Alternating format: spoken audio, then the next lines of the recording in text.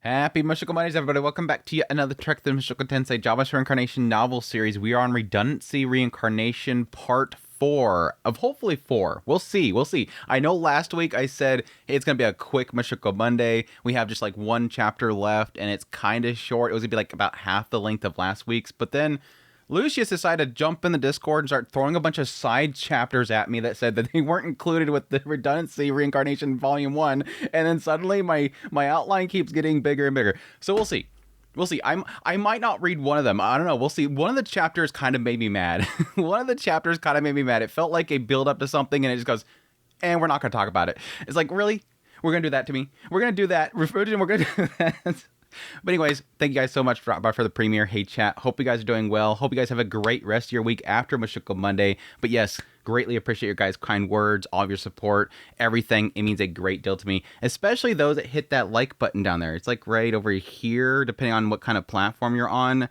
It's really nice when you press that button. I appreciate it. It means a lot to me. It's so easy. It's right there.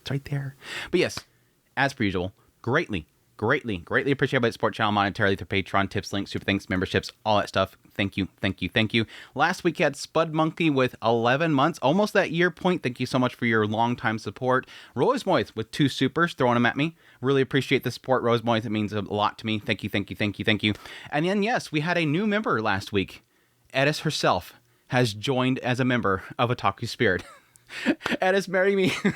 Thank you so much, Eris, for your support. Thank you. You guys are so freaking amazing. But yes, with that said, we should get right into it. Kick off this chapter. The woman they call the Mad Dog. We'll see if I can actually get through this chapter without crying. There's the challenge right there. Can Andrew get through this chapter without crying? I actually thought there was going to be multiple chapters, but it's just like one single chapter. So let's dive into it. Rudius heard that his friend Dogga recently got married. North Emperor Dogga, the gentle strong man to whom he owed his life. With how innocent the guy was, Rudius was worried at first. Some raven-hearted temptress had tricked him, and if so, he had to be saved. Like this entire stupid... like they wasted so much of this chapter with just Rudius being all like upset and trying to defend Dogga like he can't make up his own mind. Rudius decided to see what Ariel knew. He was fired up to investigate the seducer when a letter arrived to Eris. It was from Isolde Kluel, the Water Emperor, the wholesome beauty who assisted him in the battle in the Burial Kingdom. The letter mentioned her triumphant ascension to the title Water God and her inheritance of the name Reda. Yeah, that was interesting to kind of realize last week, and I apparently forgot about it from like back in Volume 6, that yes, technically my speculation, that I didn't talk about it last week, but I talked about it in the chat. Yeah, it made sense that if the person is a male, they would probably receive the name of Radar, whereas if they're female, they would take the name Reda. So that makes sense why Reda was Reda and not Radar, like the original water god. Pretty cool. It also said that she had found love and gotten married to Dogga. Dogga, of all people, had made that willowy beauty his wife. Congratulations were in order. Like, it almost felt like he switched so quickly right there. Oh, okay, it's fine then. But even if she had helped in the Burial Kingdom, who knew what nefarious things she was up to at night? The possibilities could not be ruled out.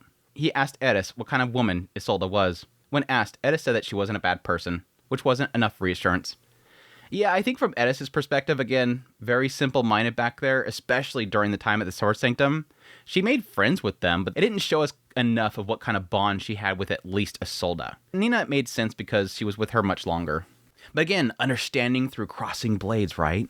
But I would assume that he'd gotten some sort of sense of her when they were in the Astra Kingdom, but I guess they weren't there for very long. Thus, he went to Astra Kingdom to casually suss out Ariel's thoughts on the matter, made discreet inroads with Luke, and nonchalantly made inquiries with Ghislaine. He lurked in the shadows watching Dogga, went to introduce himself at the Water God Training Hall, and then put feelers out to the head of the Kluel family. My, don't you have a lot of free time?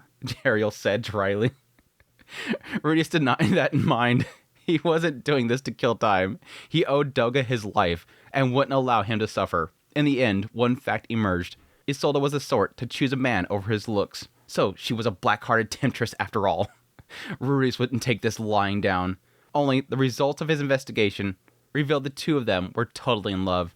Dogga seemed genuinely happy. Rumor had it when no one was around, Isolde called him darling and smothered him in kisses.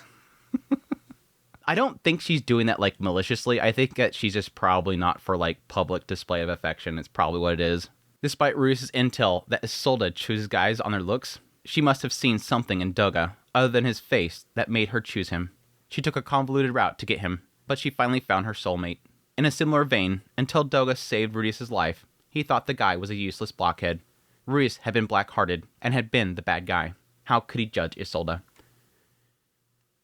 I was actually some point leading up this that did sort of cross my mind, like, you made sort of the same mistake. You thought he was an idiot. You thought that he was just a big blockhead.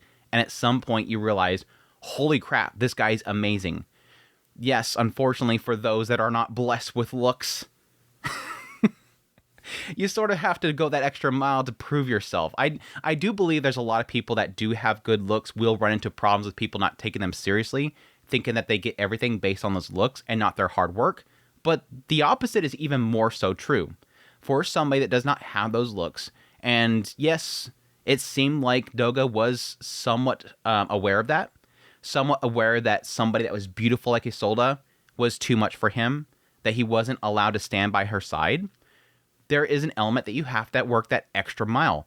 For Rudius, he had to go that extra mile before he finally acknowledged, man, this guy's amazing. He had to do the same for Isolde. He had to go that extra mile, prove that she was the one. Say, you were beautiful since the moment I met you. You've always been beautiful. You are so beautiful. I will give up everything for you. I want to be at your side. He had to prove it. Having arrived at that conclusion, he gave the couple his blessing and set off for home. But wow, Isolde and Dogga, you never knew who would end up together, though Rudius never imagined that he'd end up marrying 3 people. Misty-eyed about his own marriage, he made his way home. 3 days later, I want to go to the Beast Vault Village. As they were having their lounging time, news of Isolde's marriage had put Eris in cheerful spirits. What's this all of a sudden? Rudius was sitting to Eris' side. On the other side, curled up reading a book while resting her head on Eris' lap, was Persenna. Between the two of them, there wasn't quite enough room. Linnea and Persenna were both sort of like Eris' henchmen these days. But because Persenna was Leo's attendant, she was usually here and hanging on Eris like she was now. Persenna was like a dog. She probably liked Eris' attention. However, Linnea didn't like Eris. She was bit like a cat, and Eris came on too strong. Right now, Leo was curled up at Eris' feet, and Lucy and Sig napping on top of him. Even at Eris' shouting, they showed no signs of stirring. Maybe they were used to it. It was a positively domestic scene. I like the children are so used to Eris' screaming all the time. It's like subconsciously, it's like they're not even alerted. Like typically whenever you hear a large shout when you're sleeping, you wake up in a panic, like what's going on? You assume the worst, but they're like, snore. No alerts, nothing abnormal.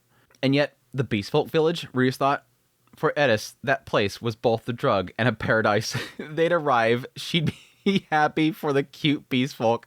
Then she'd see a baby, ask to have one. It was dangerous stuff. Remember the last time we went? I made friends with Linnea's sister. I want to see how they're doing. She was speaking about Minotona and Tersenna. The two of them had grown up into candidates for the warrior chief by now, surpassing their older sisters. If Persenna hadn't lost her position, she might have been an advisor now, rather than a candidate. She might even have been a high-powered career woman, serving as warrior chief. A very different fate from lounging around on Rudius' couch. Yeah, you kind of messed that up by stealing the reserves. She might have lost that position, but she was still second in command of the mercenary band. She worked herself to the bone in that role. The mercenary band's numbers had swelled, and it felt like Linnea and Persenna's position had risen the more people they oversaw. Yeah, it's kind of interesting to see that. I mean, I don't really remember much of, like, perspective of Persenna and her involvement. Yes, when she came back there after messing up at the Duldia tribe, she comes back here and she was supposed to be, like, doing both things. One, overlooking the sacred beast, but also working at the mercenary band. But it never gave me an impression that I remember of, like, how well she was doing there. Linnea with Aisha above her was doing really well, but I never got a sense from Persenna. They didn't seem that all anxious about their place in life. Remember? You said we'd go once Lotta got bigger. Well, I meant after she turned 15. What's wrong with going sooner? Well, I guess. You got a point. Lotta was going to be their savior. To ensure that, she and Leo stayed so close, they practically read each other's minds. Pretty much. Reese figured it wasn't a bad idea to foster close ties with the beast folk from a young age. We can't just show up without warning. It'll be fine, right, Persenna? Just showing up in and of itself is not a problem. No, you're going too. I'll go, but that's not going to help. What, you don't mind? Last time, Presena had gotten arrested for swiping the village stores. There had been extenuating circumstances, so she was sentenced to be Leo's attendant. In theory, if she kept at it until Lotta came of age, she'd be back in running for leader of the tribe. I don't think they really gave that impression. I mean, they were hoping that would at least help her, reputation there, not to be always a criminal and banished. It didn't seem like she'd fallen off the career ladder, though. It was hard to imagine stubborn beast folk would recognize her as leader if she just sauntered back in after years away. Boss, I'm second in command of Quagmire's mercenary band. You can even say that I'm sub-leader of the pack. I don't love being lower in the pack than Linnea, but I've got to conduct myself with dignity around the other packs. Wait, come on. You're in the running for the leader of the Dogga tribe. It was a shock to Rudius that she seemed to have given up. It seemed she was fine with being second in command of the Quagmire mercenary band, despite it being a minor enterprise. Don't you see, boss? I, the second in command of the Quagmire mercenary band, the Dogga will gain a connection with a powerful pack. That's how I will stand out from the rest when the leader is selected. My triumphant return, you might say. Given the Doggas were connected to Rudius, they already had a connection with the mercenary band. But then again, how stable was that bond? It would probably be a weight off to have one of their own blood in both camps. Oh, but it might be better if we wait a little bit longer before we take the sacred beast and Miss Lotta. Why is that? For the beast folk, the sacred beast setting out on a journey holds a special significance. They'll want to make it grand, with a ceremony or a sort of festival. That day will be when they first behold the savior. It's significant. So it wasn't a good idea to have Lotta make her debut at this stage. The Dogga tribe will spend years getting ready for it. They'll ask all the tribes of the forest to help them make a big thing of it. Right. I mean, I'm happy to contribute from a financial perspective. Reese's pocket money might not go far for a Beast Folk festival, but he was the head of the Grey Rat family. For the sake of his daughter's big day, he would bravely do what it took to secure the cash. He'd even beg his employer to borrow it. Ours dead, please. Fine. Here, take these really rare weapons that sell for a fortune. Just take them out of my endless pouch. You can't. The Dogga tribe is proud. That's why they're the leaders of the Beast Folk. They'll do it all themselves. So it was a custom or convention or something then. If they were too proud to accept help, Rudius wouldn't get in their way. It's like, oh, well, I don't want to force money on them or anything. Yes. It's like a dad sending their daughter to a marriage, and the husband's family wants to handle it all. Well, if you insist. Still, you can at least go and hammer out the arrangements now. True. Without knowledge of what sort of ceremony it would be, Rudius didn't know how to get Lotta prepared for it. He didn't think it'd be dangerous, but he'd feel better knowing. Then, I guess we'll pop over there. All right. Eris jumped to her feet, and Presena went tumbling to the floor with a yell. She must have crushed Leo's tail as she did because he growled. Eris apologized profusely, and then Lotta, bleary-eyed, raised her head and made grabby hands at Daddy. So he picked her up. Let's go. Not so fast. We've got to get confirmation from Orsted first. He might be busy. What? Eris whined. Rudius wasn't about to abandon his job to enjoy himself. That said, it was unlikely that Orsted would turn him down about anything regarding Lotta. Again, even the money. Even the money, right? It was a bad idea to rely on that, though. Eris was already at the door of the living room, but a thought struck her. Let's bring Ghislaine, too. She won't come, will she? Rudius wasn't totally clear on what sort of treatment Ghislaine had received from the Dogga village, but given what he remembered from Gaius' attitude, that was bad blood there. Yeah, that was hard to get through reading this chapter. Why not? Ghislaine's an Osra knight. She even had gold armor last time. It'll be a triumphant return. That's right, Presena muttered, without meeting anyone's eyes. Presena awkwardly folded up with the tip of her tail. This was peer pressure. Her face said that she absolutely knew how Ghislaine had been treated. Ghislaine herself didn't come across as all that confident about the Dogga tribe. Gaius seemed to have reconsidered his opinion of her too, so it might be good for them to have a chance to finally have a nice moment together. At this rate, Ghislaine would go her whole life without returning to the village, then end up on her deathbed, whispering, "If only I had a chance to go home once." Okay, let's ask her. Woo! Eris strode triumphantly from the room. Leo followed her with Sieg still on his back. That left only Presena and Lotta, who was falling asleep on Rudius' chest. So as not to wake his girl, he eased back onto the sofa. Presena sat with them like nothing had happened. Like, how old is Lotta at this point? Like 4 or 5? 5? 4? 5? Question mark? 5? It's almost making out like Lotta is like an infant right now. I mean, I don't care. I still let her cuddle and fall asleep on my chest. It just makes it sound like she's an infant. Presena sat with them like nothing happened and put her head on Rudius' lap. He shuffled his knees to get her off. What the hell, dude? So mean. Just let her cuddle. You can't just put your head on the knees of a man's wife. Selfish! And you're the husband. I'm Eris's blushing bride, actually. Off. Poor Priscilla. Poor Priscilla doesn't get no love. This wasn't selfishness. What would happen if she started to smell of pheromones in front of his baby girl? Priscilla tilted her head and put her feet on his knees instead. That wasn't so bad. She wasn't in her wifely skirt today, so her legs were covered, and he liked the feel of Priscilla's tail brushing against him. Just tell me one thing. What do you guys think of Ghislaine? I think my dad and the others have some hang-ups, but to us, she's a cool aunt. It's not every day that someone leaves the village to live by her sword and becomes a swordswoman. She's an inspiration to our generation. Huh. All right. It's so interesting to read this part again after breaking down the later parts. Because again, they sort of get into it quite a bit there, but again, it's from Gius's perspective.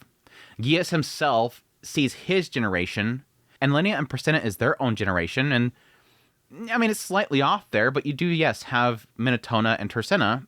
They're sort of like a sub of their generation. They each see Ghislaine differently. She's a terror of everybody. She's so freaking cool! I want to be just like her! That kind of thing. He wasn't totally comfortable about it, but if Priscilla said so, it made sense. Maybe he could manage some TLC. If Ghislaine said that she didn't want to go, then that'd be it. He couldn't see her refusing if Eris invited her, though. So he'd assume that she's coming and go from there. The CEO readily gave his approval. He even gave Rudius a gift to take with him. The new hire wouldn't shut up, though. What are you going?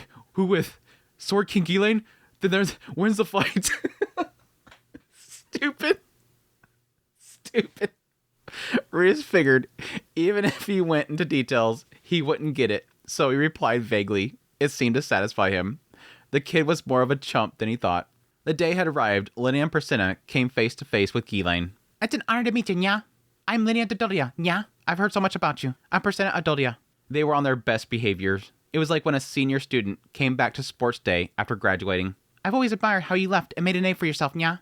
We thought that one day, after we've got ourselves known, we'd come and introduce ourselves. Just waiting for that day to happen. One of these days, we'll make it big and we'll come see you.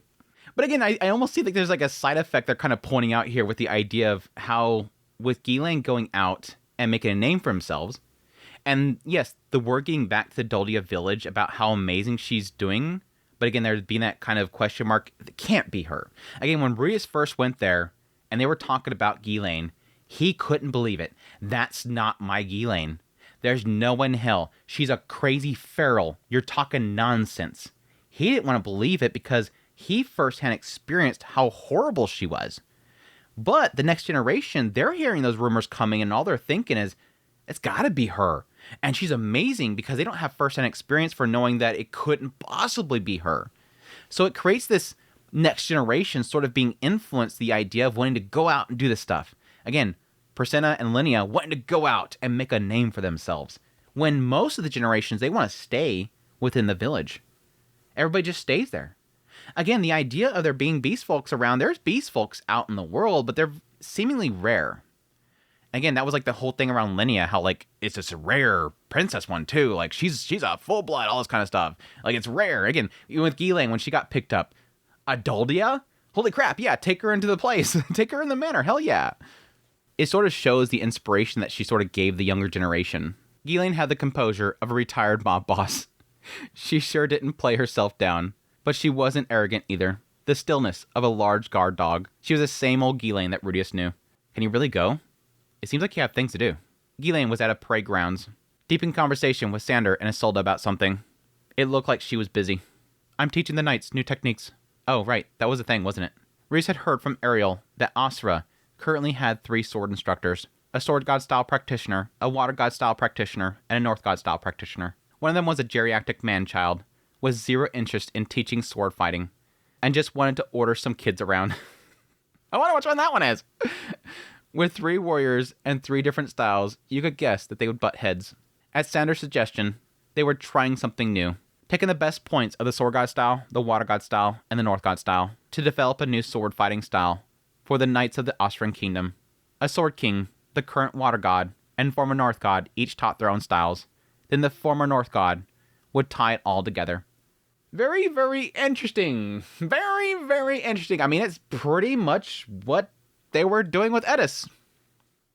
It's pretty much what Galfalion was doing with Eris. Because Galfalion acknowledged when he got defeated by Orsted, you can't just go based on this technique because he knows them all. You're going to have to do the same to him. But I would, of course, kind of see this sort of kind of pushing into the realm of, I would guess it more like Northgod style.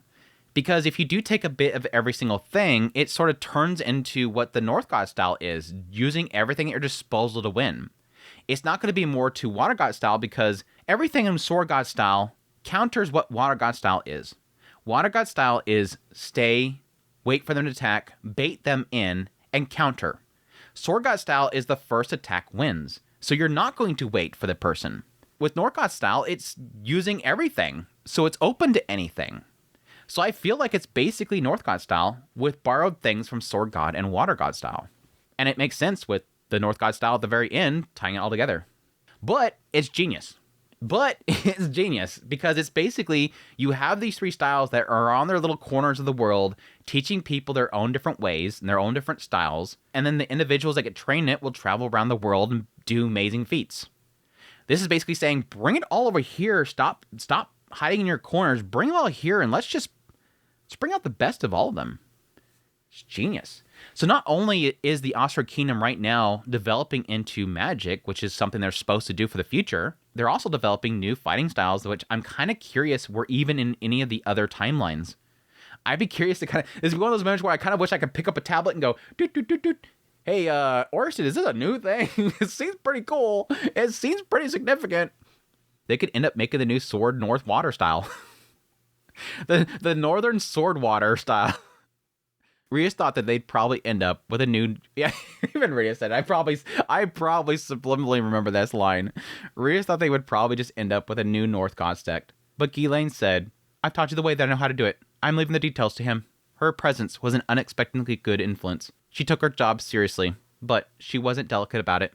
The Osran Knight's sword fighting style had wound up mainly modeled on the Sword God style, with some Water God style and North God style worked in. Aren't you busy enough with that? Oh, absolutely. I just can't say no to little Eris. Rudius followed Ghislaine's gaze, and sure enough, there she was, arms folded in a mood. I'm not Little Miss anymore. She loves Ghislaine so much. I love that she loves Ghislaine so much, because it's one of those aspects of like feeling that she's too connected to Rudius, that she doesn't have something else to kind of hold her down. Which is technically a bad thing. You'd want her to have other things that sort of create pillars in her life. That way it's not just Rudius, because I think at that point, if anything happens to Rudius, she's going to crumble. And I think from Rudius' perspective, from a husband's perspective, you'd want there to be some other pillars in their life so they don't fall apart if you were to leave. Anything can happen. But I've always seen that Ghislaine's like a big sis to her. So there's a big sis to her. And as we've always kind of seen, and we'll see more of it now, very much alike. They're very much alike. True, you're married now. Ghislaine said it with a laugh. Linnea and Priscilla snickered. What? Eris demanded. You seem pleased today, Nya. You're such a kid. Whatever. Without changing her pose, Eris turned her head, pouting. Eris still adored Ghislaine. She had a new home now, and family, but to Eris, Ghislaine was the only family that she had left from the citadel of Roa and Fatoa, her childhood home. Ghislaine was like a fond extended relative. The thought of getting to go on a journey with her thrilled Eris. Shall we get going then? And so, they set out once more for the Dogga village in the Great Forest. Ghislaine perspective. My gosh, I don't remember the last time we actually had a Ghislaine perspective. Or if we've ever had a Ghislaine perspective. I know like the one with her and Ellenlise was Ellenlise's perspective. I think the perspective in the conflict zone was third person, or was from the perspective of the men. Shoot. I feel there's one, but I can't remember it. Ghislaine didn't have what you would call a smooth start to life. Every now and then, the beast folk gave birth to children known as beastlings.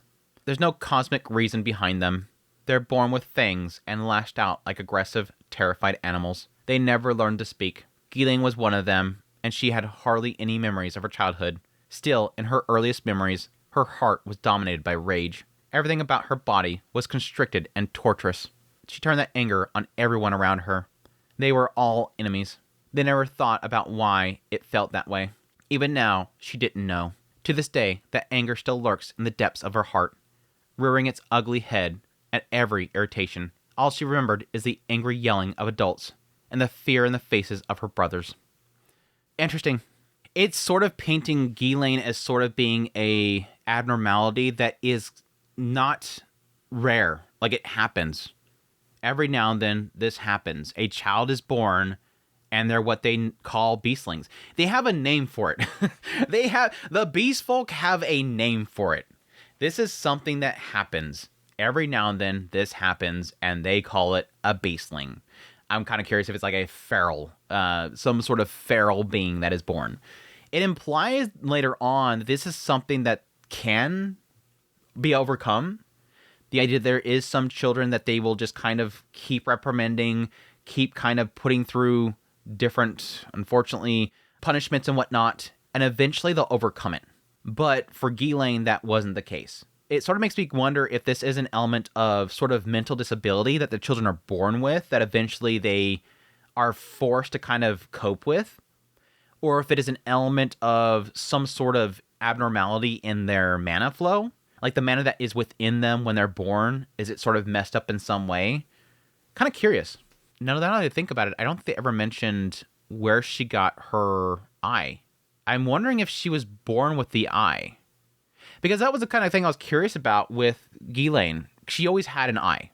The assumption was that at some point she met Kishirika, and Kishirika gave her the eye. But if she's always had the eye, what if the eye itself was causing problems? But it doesn't talk about it, so I don't think that's the case. Otherwise, I would think at some point she would say either I met Kishirika or I've always had this messed up eye and it always infuriated me. It always gives me a distortion to the world. It's literally just getting into specifically something that peaceful have experienced before, which is this symptom of beastling. Makes them angry, always lashing out. Born with things. That's the interesting thing. Born with things.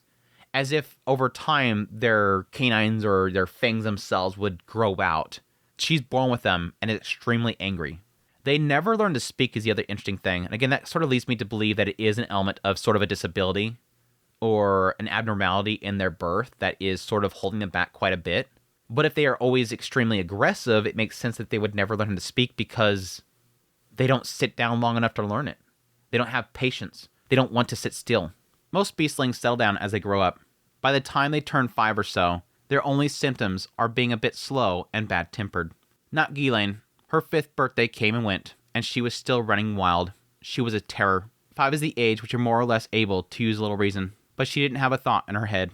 She was constantly flying into tantrums, and nearly killed the other kids. There was no reason for it. If she didn't like someone's face, she just acted. In Doldia village, unruly children like her were stripped naked and doused with ice water. Sometimes they even shut them up all night in a dark barn. That usually settled them down. Maybe it was instinctual. Yeah, again, the whole water dousing thing is literally, I would assume, is instinctual. Like the fact that these are beast folk and this is something they just don't like. It just, again, just like rolling on their back and showing their belly. It's just, they just do it. These are things that are very embarrassing to do that ends up happening that shows that submission or whatever. However, beastlings are different, or so she believed. Perhaps other beastlings were broken under that kind of treatment. Yeah, again, it sort of implies that. And it sort of implies the idea that eventually they settle down, and around 5, they sort of kind of stop, even though they're kind of bad-tempered. Not me, though. So maybe it was just me. Typically, this fixes people, and so they always do it. And that's sort of a sad reality there, is that the assumption there is they're doing this to a lot of them before they're 5. So they're young kids, and they're putting through all this stuff because it's the only way they know how to fix it. It's just what you do. We always do this. We just kind of throw them in the barn, and then it'll fix them. It always fixes it. It's a really sad thing, but it's in their tribe. It is in their race. It is what they do. The question mark is, did anybody ever find an alternate way? And I think, and I'm getting ahead of myself here because it's probably going to be something I want to talk about later on, so if I don't really get into this in detail later on, I want to make sure that I cover it in some way.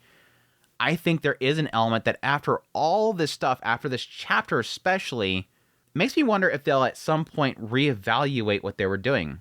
Because in the end, Ghislaine was a lost cause, but she wasn't the only one.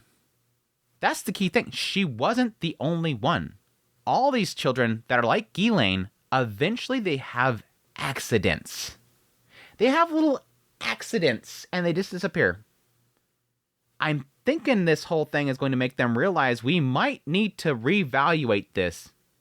Because Ghislaine showed us She went through something that is going to be very difficult for anybody to reproduce because somebody very powerful stopped her, slapped her around a lot, and trained her to stop being aggressive in a chaotic way.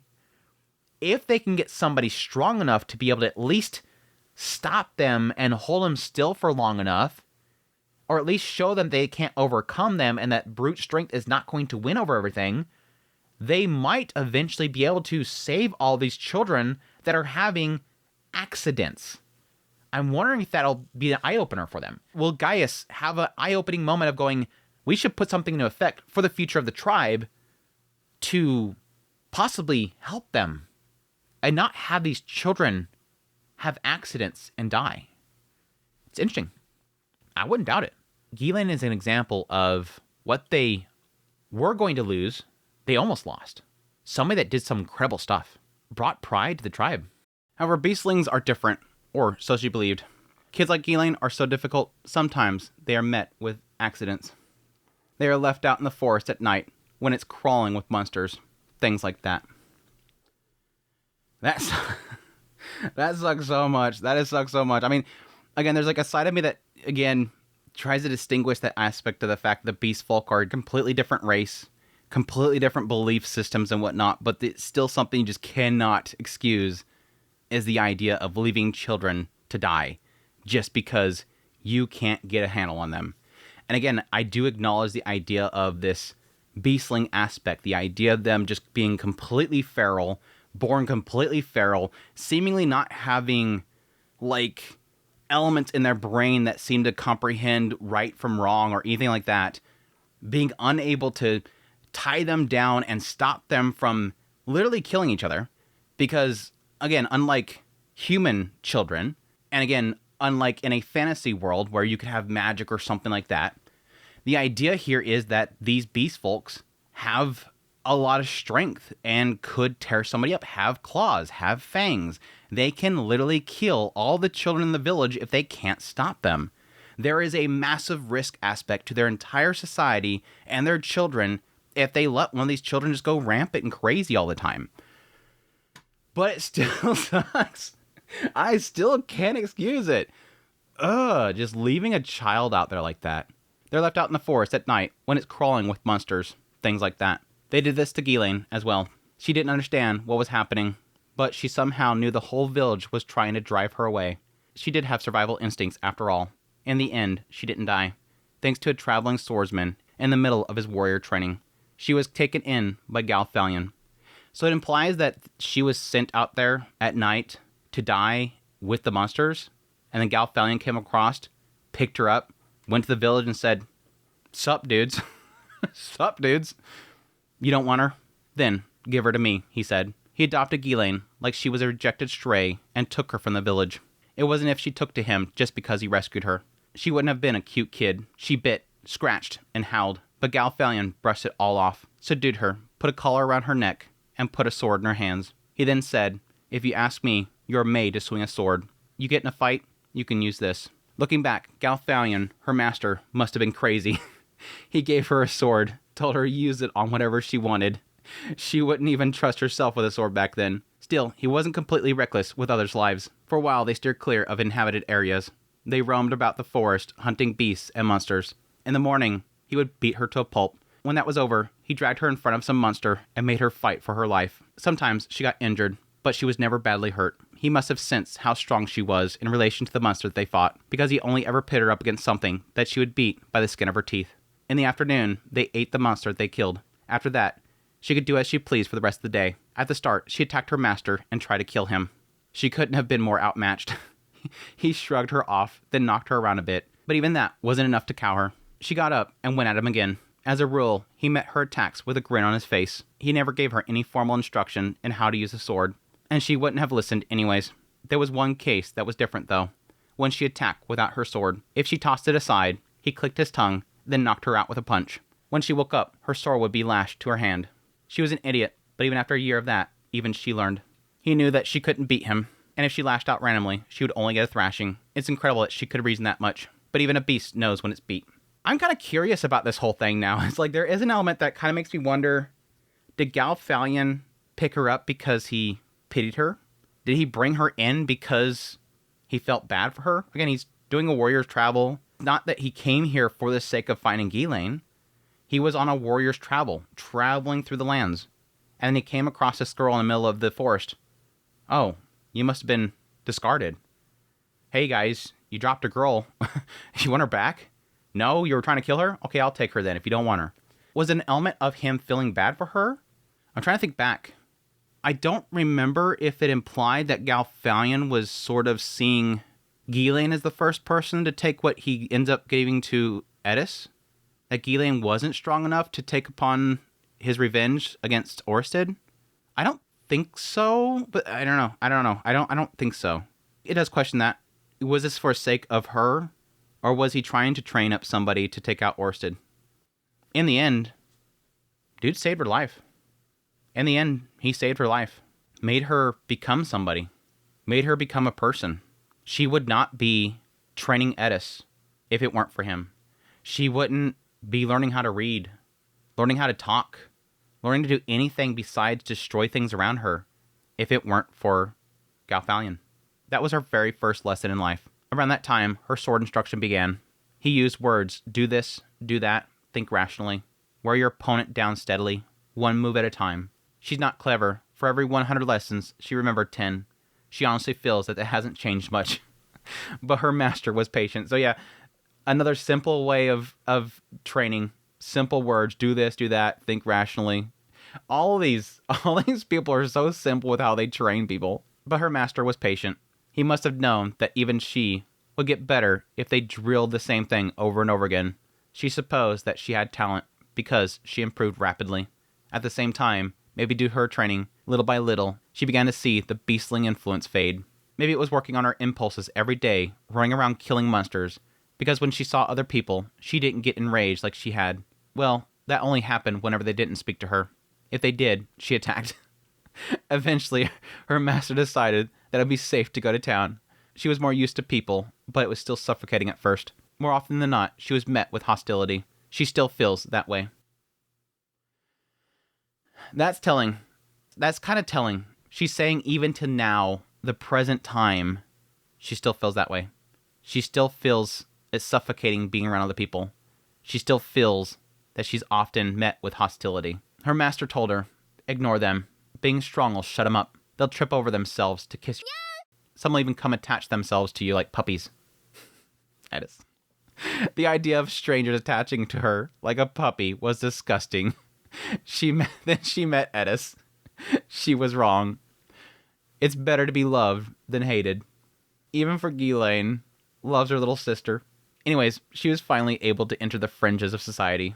Although she still hadn't had real conversations with anyone, she didn't have a lot of words at her disposal.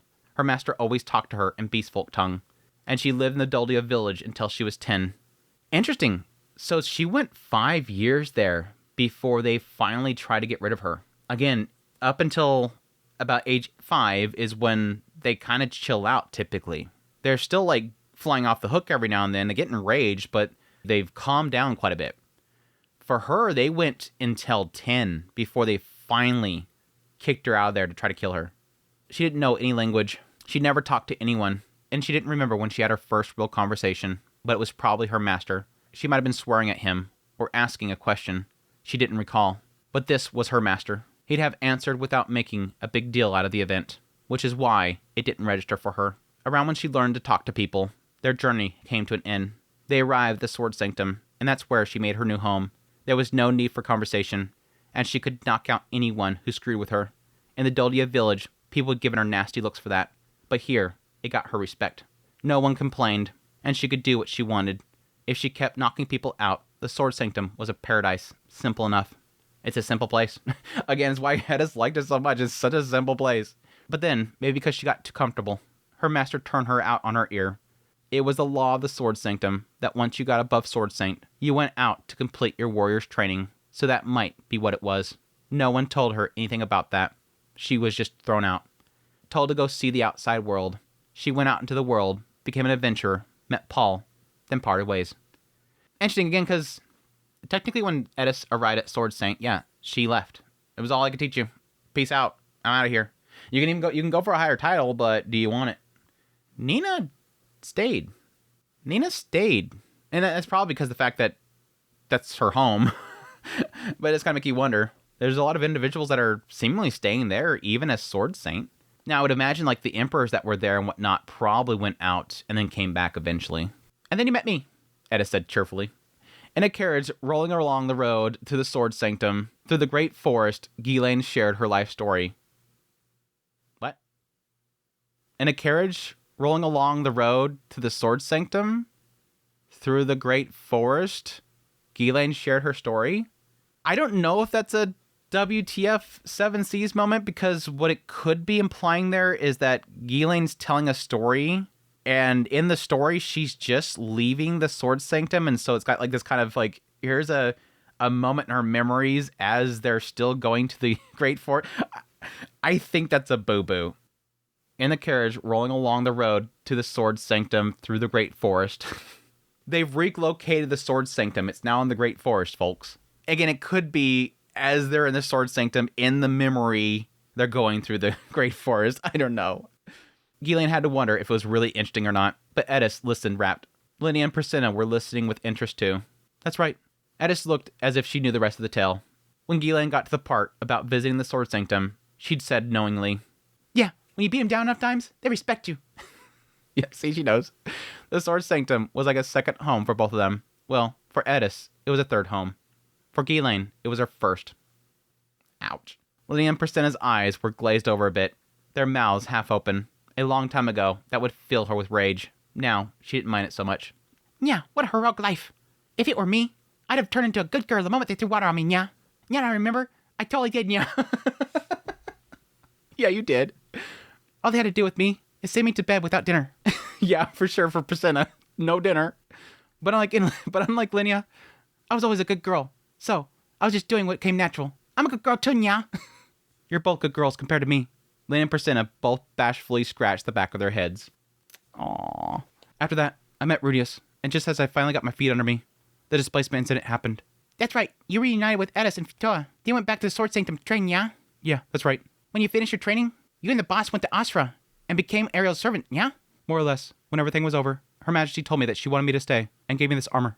Ghislaine was now clad in gold armor. When she told Queen Ariel that she was going to the Dogga village, she brought it over, saying that she absolutely must wear it. She had taken it off to travel, but they were almost there, so she put it back on. "Ariel's clever, yeah?" "Yeah, it's important to show off your strength." Linnea and Priscilla were both young Dolians. Linnea was Gaius' daughter. They each had gone to school and graduated the top of their class. Now they managed the mercenary band and had over 500 people working under them. The mercenary band worked for Rudius, so that basically meant that they worked for Orsted. They were clever girls who had been given responsibility for a pack by a great power. They were a resounding success. Gaius must have been proud, and Ghislaine wished that she remembered his face. Aww. She wants to know. She wants to remember. "No one would believe that Ghislaine they knew. Rose had become one of the 7 Knights of Asra, yeah. Yeah, one look at that sparkly gold armor really drives it home. You even got the Austrian crest on there. This is your triumphant return. Everyone's going to see you differently." Oh? Ghislaine didn't get it, but if the two of those talented Duldians said so, it had to be true. "Yeah, I won't let anyone say different." Eris's breathing got heavier since Ghislaine put on the armor.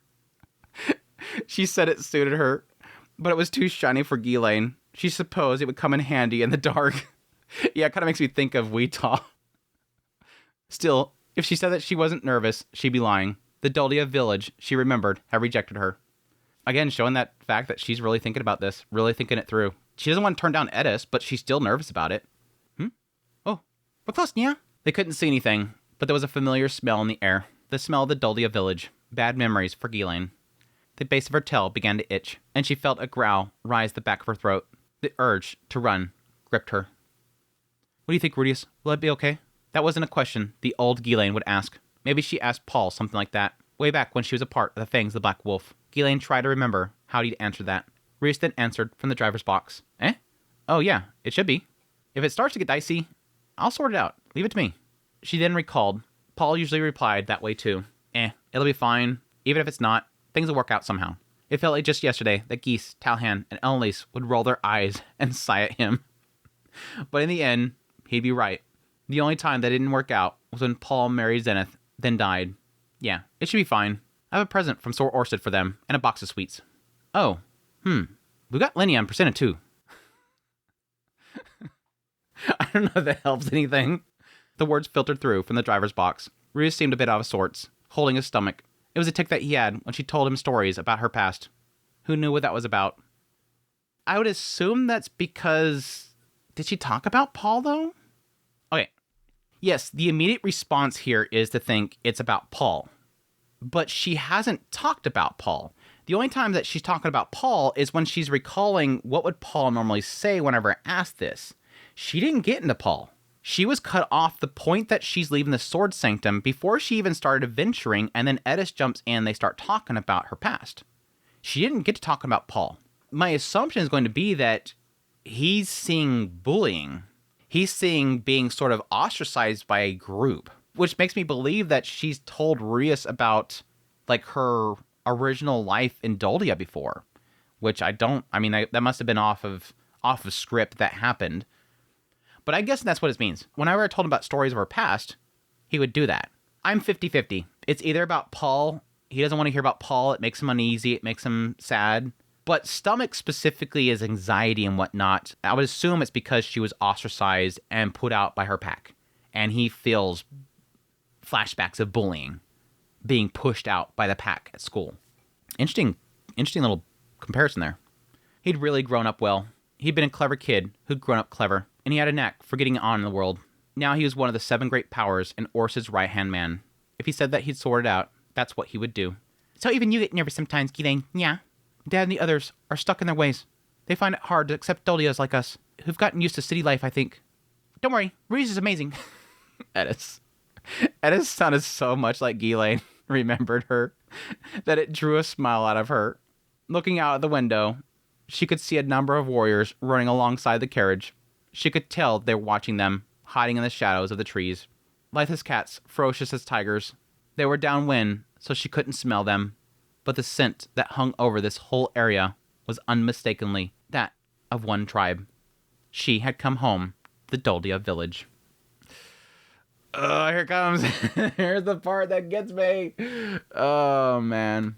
Oof. Jumping to Gaia's perspective. For Doggas of Gaia's generation, Ghislaine de Dogga was an object of fear and scorn. She was abnormal, beyond anything they'd ever seen. Children like her were traditionally called beastlings, but her? She was something else entirely, not even a person. It wasn't just the words that didn't get through to her. Nothing they did to communicate to her worked, and they couldn't tell what she wanted. She always smelled of anger and frustration, and if you so much as met her eyes, she'd attack. She nearly killed Gaius countless times. Every time she attempted it, she was stripped naked and doused with city water. City water? City water? They went all the way to the city, grabbed some water, and came all the way... I know this is totally ruining the mood right now, but I have to do it. Yeah. I mean, it might be like somebody's idea of like the ultimate insult to use human city water or something like that. They went down there and just took some from the whale or something and doused with city water. Really? Seven Seas, really? Really? Like, how does that even translate in your brain? I haven't said this in a while. I haven't said this in a long while. And again, this could actually be city water. It doesn't make any sense to me. They would go to the city to get water. You printed that. You didn't have anybody, like, proofread this and go, that sounds a little weird. And you printed that. You put ink to paper and you published this to sell to people for $16. You sold this for over $16 in a lot of cases with that misprint. So bad. So bad. I'm guessing it's ice water. Every time she attempted it, she was stripped naked and doused with ice water. They then shut her up in the barn, but nothing helped. That punishment was a surefire extinguisher of rage, and it calmed down people so quickly, you felt sorry for them. It worked on everyone, but not her. You can drench her in water and shut her up in the dark all day, but she only grew even more furious, her rampages more intense. Nothing had changed. Then their father made the decision to kill her, only to fail on the attempt. When she was taken away by the odd traveling swordsman, Gaius felt overwhelming relief. She hadn't died in Dogga village, but Gaius could rest easy. He assumed a creature like that wouldn't live long. She'd die in some lonely ditch. She almost did, technically. Okay, I'm going to stop right here because it gets into what she becomes. Again, it's like what I was saying earlier. This is a very big gut punch. I don't blame Gaius's perspective up until this point. Because again, this is a child that is being nearly killed by something that just doesn't seem to have reason. It's literally like every time I see this kid attacks me and nearly kills me countless times. Beats me, cuts me to the point of near death over and over again. And there's no reasoning with it. You literally, she's in the point of view of you and you're afraid of looking over because if I meet her eyes, she will try to kill me again. Put me through so much pain. That's terrifying for a child. I can see that for Gaius. I can see him literally hating being around her. He doesn't understand what she's going through. But from the perspective of the adults, again, it comes down to that idea that it almost feels as if they're making a tribal decision here. We don't know how to control her. She's harming kids. She's nearly killing kids. We can't have her in the village anymore. It sucks. Again, it sucks. They don't have, again, like I've said before, it's like with like Zenoba and stuff like that. It's like they don't have like mental hospitals. They don't have psychiatrists. They don't have anybody that understands the human mind to even see if there's some sort of disability or there's something that's not wired up there quite yet. And it needs some sort of strict teaching and attention that it's needed in order to calm it down.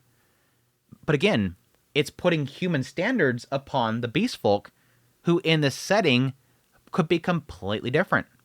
The idea of literally a child that is a beast folk is not necessarily human in the realm of having some sort of disability or some sort of issue. It's just strictly how the mana flows when they're born and they just become a feral beast. But obviously, again, as we see, from Ghislaine becoming who she was, becoming who she is, it is something that can actually be helped. Again, I think that's going to be something that's going to open Gaius's eyes for the future of the beast folk. So when the name Sword King Ghislaine came to them in the wind, Gaius didn't think anything of it. Ghislaine, the swordswoman of the Dogga tribe, it wasn't possible. Gaius figured some idiot who knew Ghislaine's name had stolen it to gild their reputation. With a mix of fear and horror, their generation stayed in denial. When the children heard the stories of Ghislaine, their eyes lit up. Again, this is a different perspective because Gaius's generation, they knew her firsthand. They felt her claws. They felt her teeth. They were pummeled and nearly killed by this girl. The new generation, all they hear is, a sword king? Traveling and taking out labyrinths? The hell? That's cool. I want to do that too. Again, it's like a Cliff thing. I want to be an adventure too. I want to go out there and see the world. They didn't know her, so to them, it must have sounded like someone who had left the village and made their fortune. In any case, Gaius never imagined Ghislaine would make it to adulthood.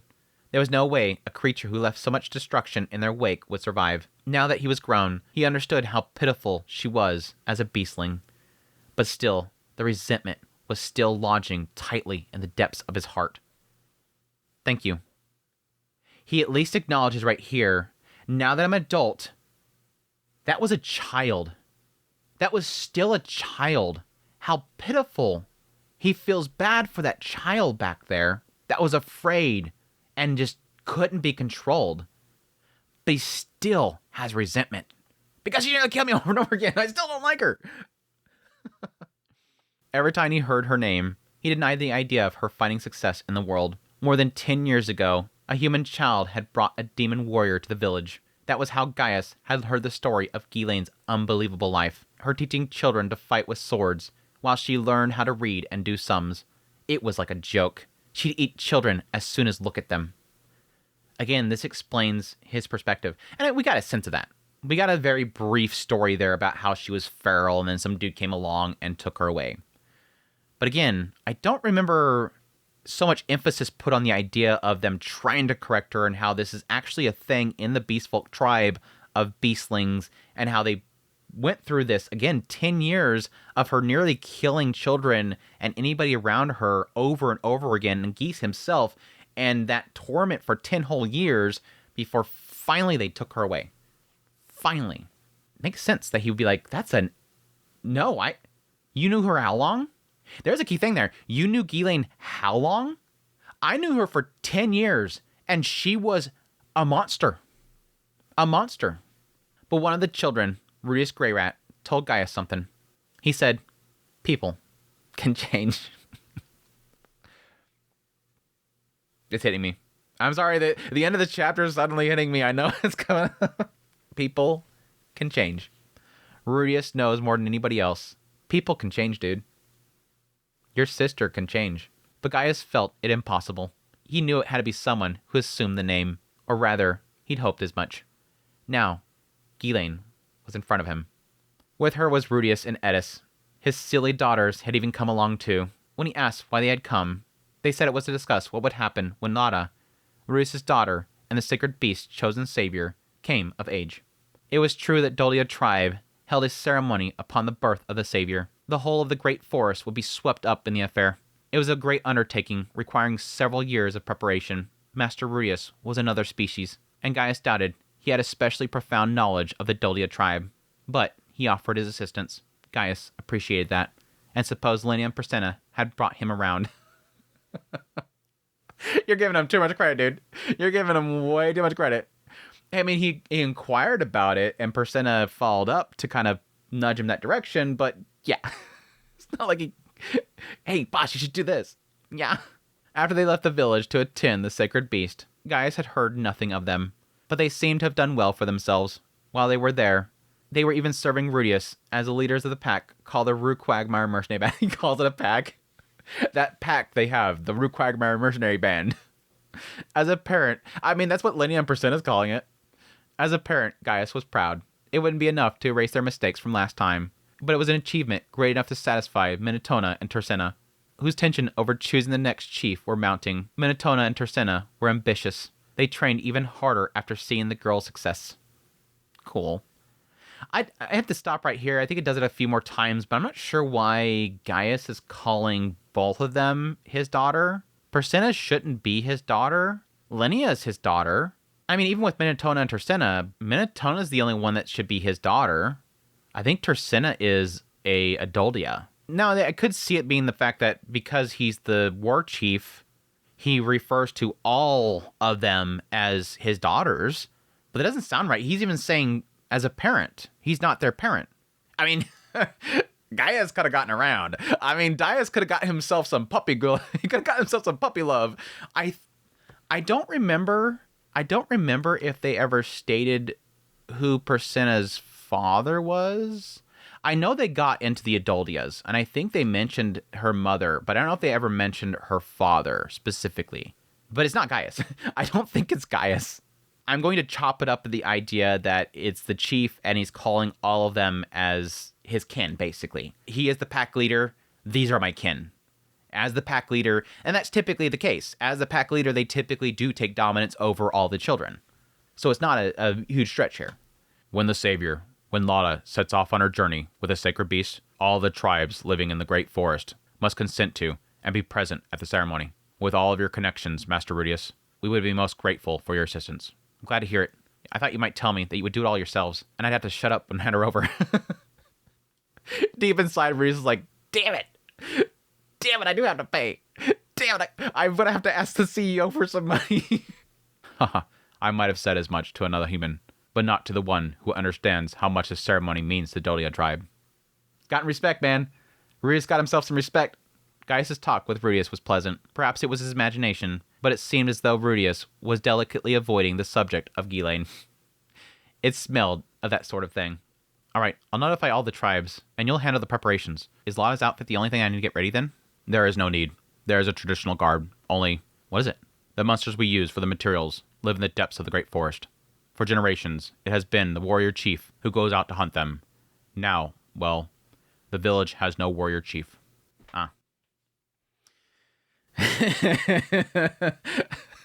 Gaius shot a glance at his daughters. Again, daughters. It's fine. One looked the other way, as if she hadn't heard. The other one sucking on a meaty bone that she brought herself. They're having a meeting, and Presena's just chewing down on meat. They were good for nothings. I have not yet determined the details, but in a few years' time, I wish to send out a hunt for these monsters. That will also serve as a selection ritual for the warrior chief. That will be quite a headache. You understand me then? Rudius gave a deep nod. Gaius thought this the last time they met, but he had grown. It was impossible to believe that it was the same boy who hid in a wooden chest to spy on his daughters as they bathed. Rudius is never going to get away from those old stories. Never going to get away from those old stories. What a disgrace his daughters were by comparison. When Gaius anticipated they'd have more dealings with humans so that they might also learn about society. This is how they had squandered that education. But while they looked like good-for-nothings to him, in human society, they were the leader and second in command of the mercenary band. Pack leaders. Gaius thought perhaps he was the problem. This is a sign of what I was talking about earlier, where again, with what happens with Ghislaine and how she's this beastling that eventually they send off to die, and again, all the other children that they send off to die because they can't control them, this is another example of where Gaius and the way that he thinks about things is changing. I was wrong about Ghislaine. I was wrong about Presena. I was wrong about Linnea. Maybe I'm the problem. Maybe how we run things is wrong. Maybe that's the problem. It's sort of kind of leading to this element that everything that happens with Rudius and Linnea and Presena and Ghislaine and all that stuff is slowly possibly going to move the beast folks in a different direction. And that would be the obvious conclusion there, again, with the idea of Lotta herself, and again, with Rudius kind of mingling with them, the mercenary bands being more involved with them wanting to have more communication to the outside world, all that stuff. Again, how many are being sent to the University of Magic? Again, what they were mentioning back there, they're getting more beast folk coming there. Now, granted, again, beast folk have been in the world as a whole, very common, but it's the tribe itself is what I'm talking about. You don't mind doing that, Presena? I mean, I'd be happy to do it now. I'll wipe the floor with Minotona and Tersena. You seem confident. Why wouldn't I be? Who do you think I'd train with? She looked at Eris. Or had she looked at Ghislaine? Gaius wondered if it was Ghislaine that had trained Presena as well. I don't know where he's getting that. Maybe this is probably an assumption. Like, she's looking at Eris. I would assume that, yes, Eris has been doing training with Presena. They're at the house all the time. And yeah, every now and then Presena's going to be like, hey, can I train with you? I want to get stronger. Ghislaine, no. The first time that she ever met them, it seems like, was when they go to pick her up. Again, they were introducing themselves to Ghislaine. They've never met her before. So I'm assuming this Gaius is just kind of misreading the room. He's making an assumption there. Because again, Rudius is next to them, also trained by Ghislaine. I'm assuming that Presena as well. I haven't been in the Great Forest for a while, so it might take me a while to find the monsters. That won't be too hard to get over. Beside Presena, Linnea nodded with a knowing smirk. In the past, when Presena got like this, Linnea would immediately have teased her, or insisted that she was better. Now, she just nodded quietly. They were that serious then. So much has changed. I mean, I see that as well. It didn't really dawn on me until it happens. Yeah, they were always bickering at each other. It's been a long time since they've been so, like, bickery at each other. Gaius had his misgivings, but if they were preparing properly, he was pleased. So there was a chance that Presena would become warrior chief. He wasn't sure how he felt about that. Like, even still, like, it seems like they've grown up so much, but he's like, I'm still a little worried. I'm still a little worried. Then when the day is set, I will send word. Gotcha. I'll leave a magician for the mercenary band. Here's liaison. You have a magician with him? He has a magician with him? He's like, book, here's a magician. You can believe one right here. He must be sending one at some point. Now, I do know they were supposedly putting some branches in that area, I think, right? I think they were. Rudius intended to leave a magical message tablet in the village, and Gaius was meant to keep in touch that way. I'm surprised Rudius hasn't given them a tablet yet, because remember when Rudius was going through all around the world, he was leaving tablets elsewhere. But I don't remember if he actually specifically said that he was going to the Beast Folk village, so... How very convenient that Linnea and Presena were in the position to make use of such things. The two of them had been away from the Doldia village for a long time, so their habits of thinking weren't very natural to Gaius. But new knowledge and goods could breathe new life into the village. That could not be a bad thing. The conversation stalled. Again, a lot of signs that he's seeing change and things they can bring to the village that aren't normal that could help them. He's keeping an open mind to things. The conversation stalled. They had discussed the ceremony and the selection of the warrior chief. There was nothing left, and Gaius wanted to tell them to go and have a meal and rest for the night. But Ghislaine's silent presence, the Ghislaine that he knew, could have never sat quietly for such a long time. She would have grown wild halfway through. Someone would have gotten hurt. Gaius wanted to question if it was really her, but there was no doubting her distinctive smell. It made the base of his tail itch. So they both got the same problem.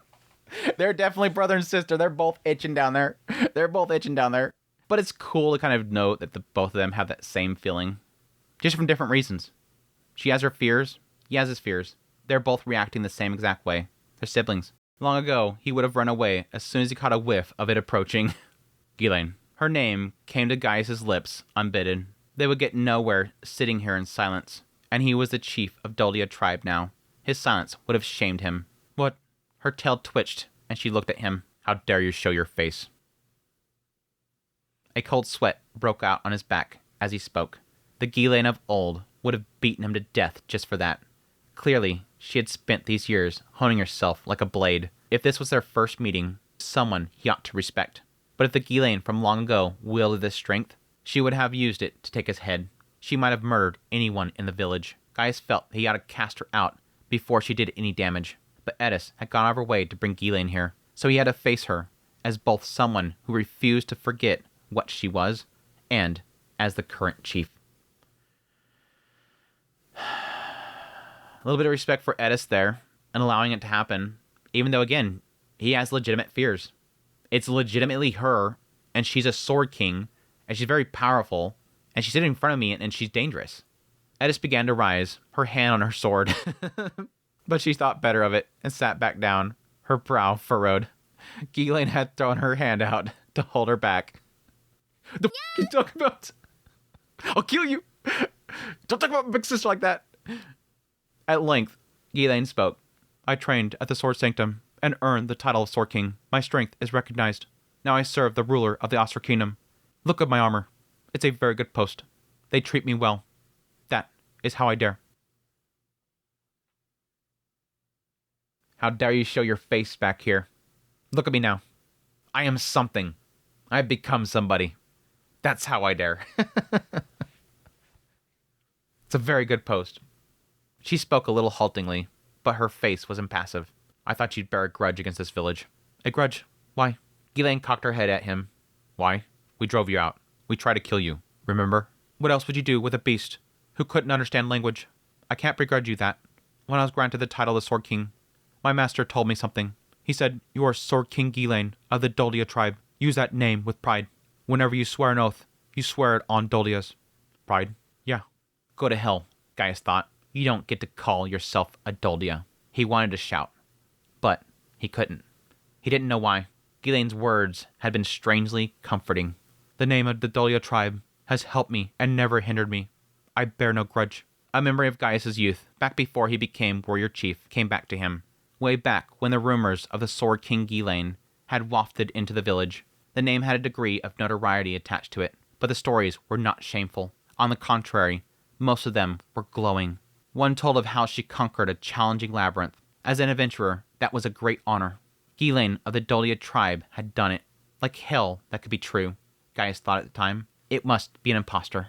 He said that then, and the others in his generation had joined their voices with his. But had he not feel the slightest bit of pride? He was proud to be a part of the Dogga tribe. Had he not been pleased to hear that their own was making a name for herself? Even if she was cast out? If anything, I feel ashamed. I am sorry. I'm such a fool. Ah, damn it. There it is. Ghislaine bowed her head. She apologized. Ghislaine had apologized. I see. Gaius shut his eyes. It was he who had been a fool. Ghislaine had not only been suffering from the worst symptoms of being a beastling, even their parents gave her up as a hopeless case. But beastlings take time. There's right there. He's saying that there's a chance to save these kids.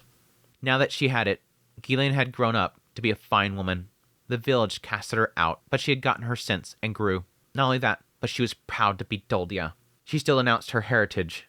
Now that she had acquired fame, she held her head high. Today, on this day, she had come home. A good faith effort. Gaius knew what to say to her.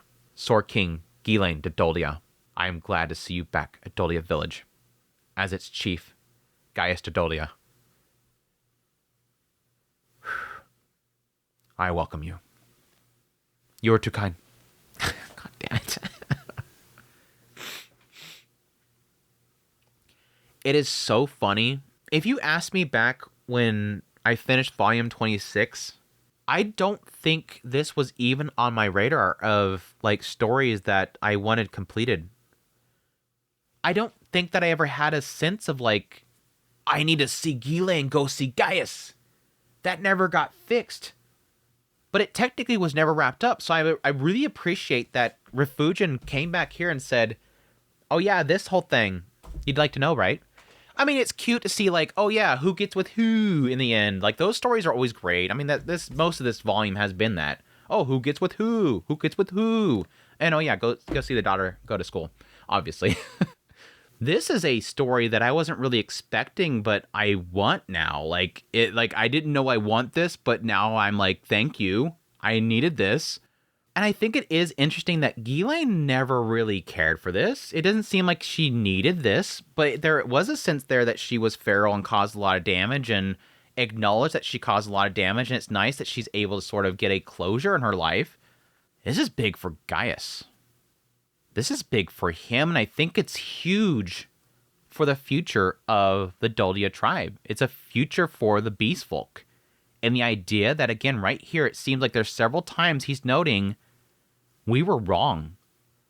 My parents were wrong. What we're doing is wrong. And again, it opens the door to the idea that I think they're going to be more patient with these children going forward. Ghislaine is a prime example that they can be helped. But again, it goes back to what I was saying earlier. I do acknowledge, again, the element that the Beast Folk are different than humans, and there is a major threat in a feral Beast Folk that I can see, unless they're equipped with people who can overcome that strength and tie these kids down and deflect their attacks like Galfalion did, it's a difficulty that they can't overcome. And so it might come into a thing of actually training people that will properly be able to handle them. I think there could be a lot. Gaius, talk to Ghislaine. How did you overcome this? What were you going through? Let us examine in what you went through and what you experienced, what you remember, so we can see if we can find some way around it. And that could definitely come from every beastling they have. What were you going through? What's going through your mind? Figure it out. Stop sending kids their deaths. But yeah. Brother accepting her. There's a pride there. Stop it. I'm not going back into that. Stop it. We're not going back into that. There's a pride there. She still has a pride there.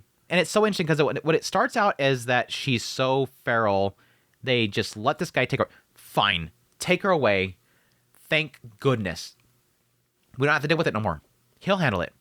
Galfalion took her, and I was questioning that earlier. Why did Galfalion do this?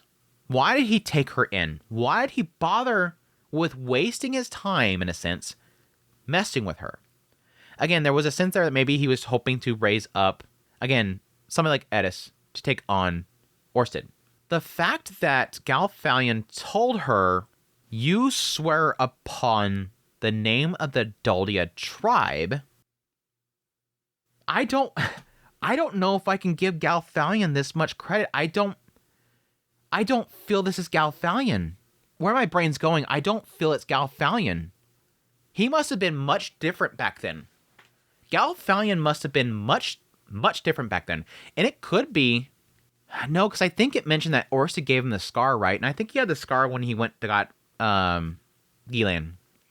Anyways, what it's implying here is that Galfalion went out of his way to instill upon this feral girl that he had managed to get to straighten up, you are Sword King Ghislaine of the Dogga tribe. Use that name with pride. Whenever you swear an oath, you swear it on Doggas. What did we go through earlier over and over and over and over and over again? Everybody kept hearing the Sword King Ghislaine's exploits and how people were hearing about her of the Dogga tribe specifically. Her exploits were bringing honor to the Dogga tribe. Where I think it's trying to lead here is that Galfalion was trying to get her in good with the tribe. You will do good deeds, it will bring honor upon them, and one day they will welcome you in with open arms. Because her actions bring honor upon them, it makes it better for her to be brought back in.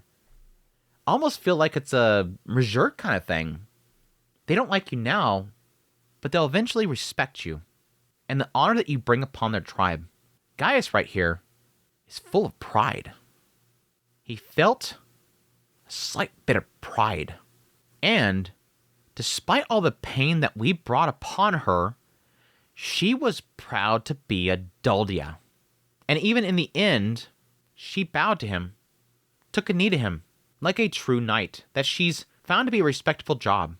Again, earlier, like she was saying, that's how I dare. It's a very good post. That's how I dare. They treat me well. That's how I dare. I serve under the ruler of Oscar Kingdom. That's how I dare. But yeah, there's the other aspect of there with Galfalion, that he might see that people will respect the name of the Dogga, because she is pointing the fact that whenever she used the name, it does sort of help her out. The name of Dogga tribe has helped me and never hindered me. It's interesting. I think that's it. I think that's everything. A really cute chapter. I really did love this chapter. Getting that closure around Ghislaine. Again, wasn't expecting it, but give it to me. Give it to me. Give it to me. Hopefully we'll eventually get some follow-up for the Lotta situation. But I think this chapter's, again, huge for the Beast Folk. I think it's going to change a lot.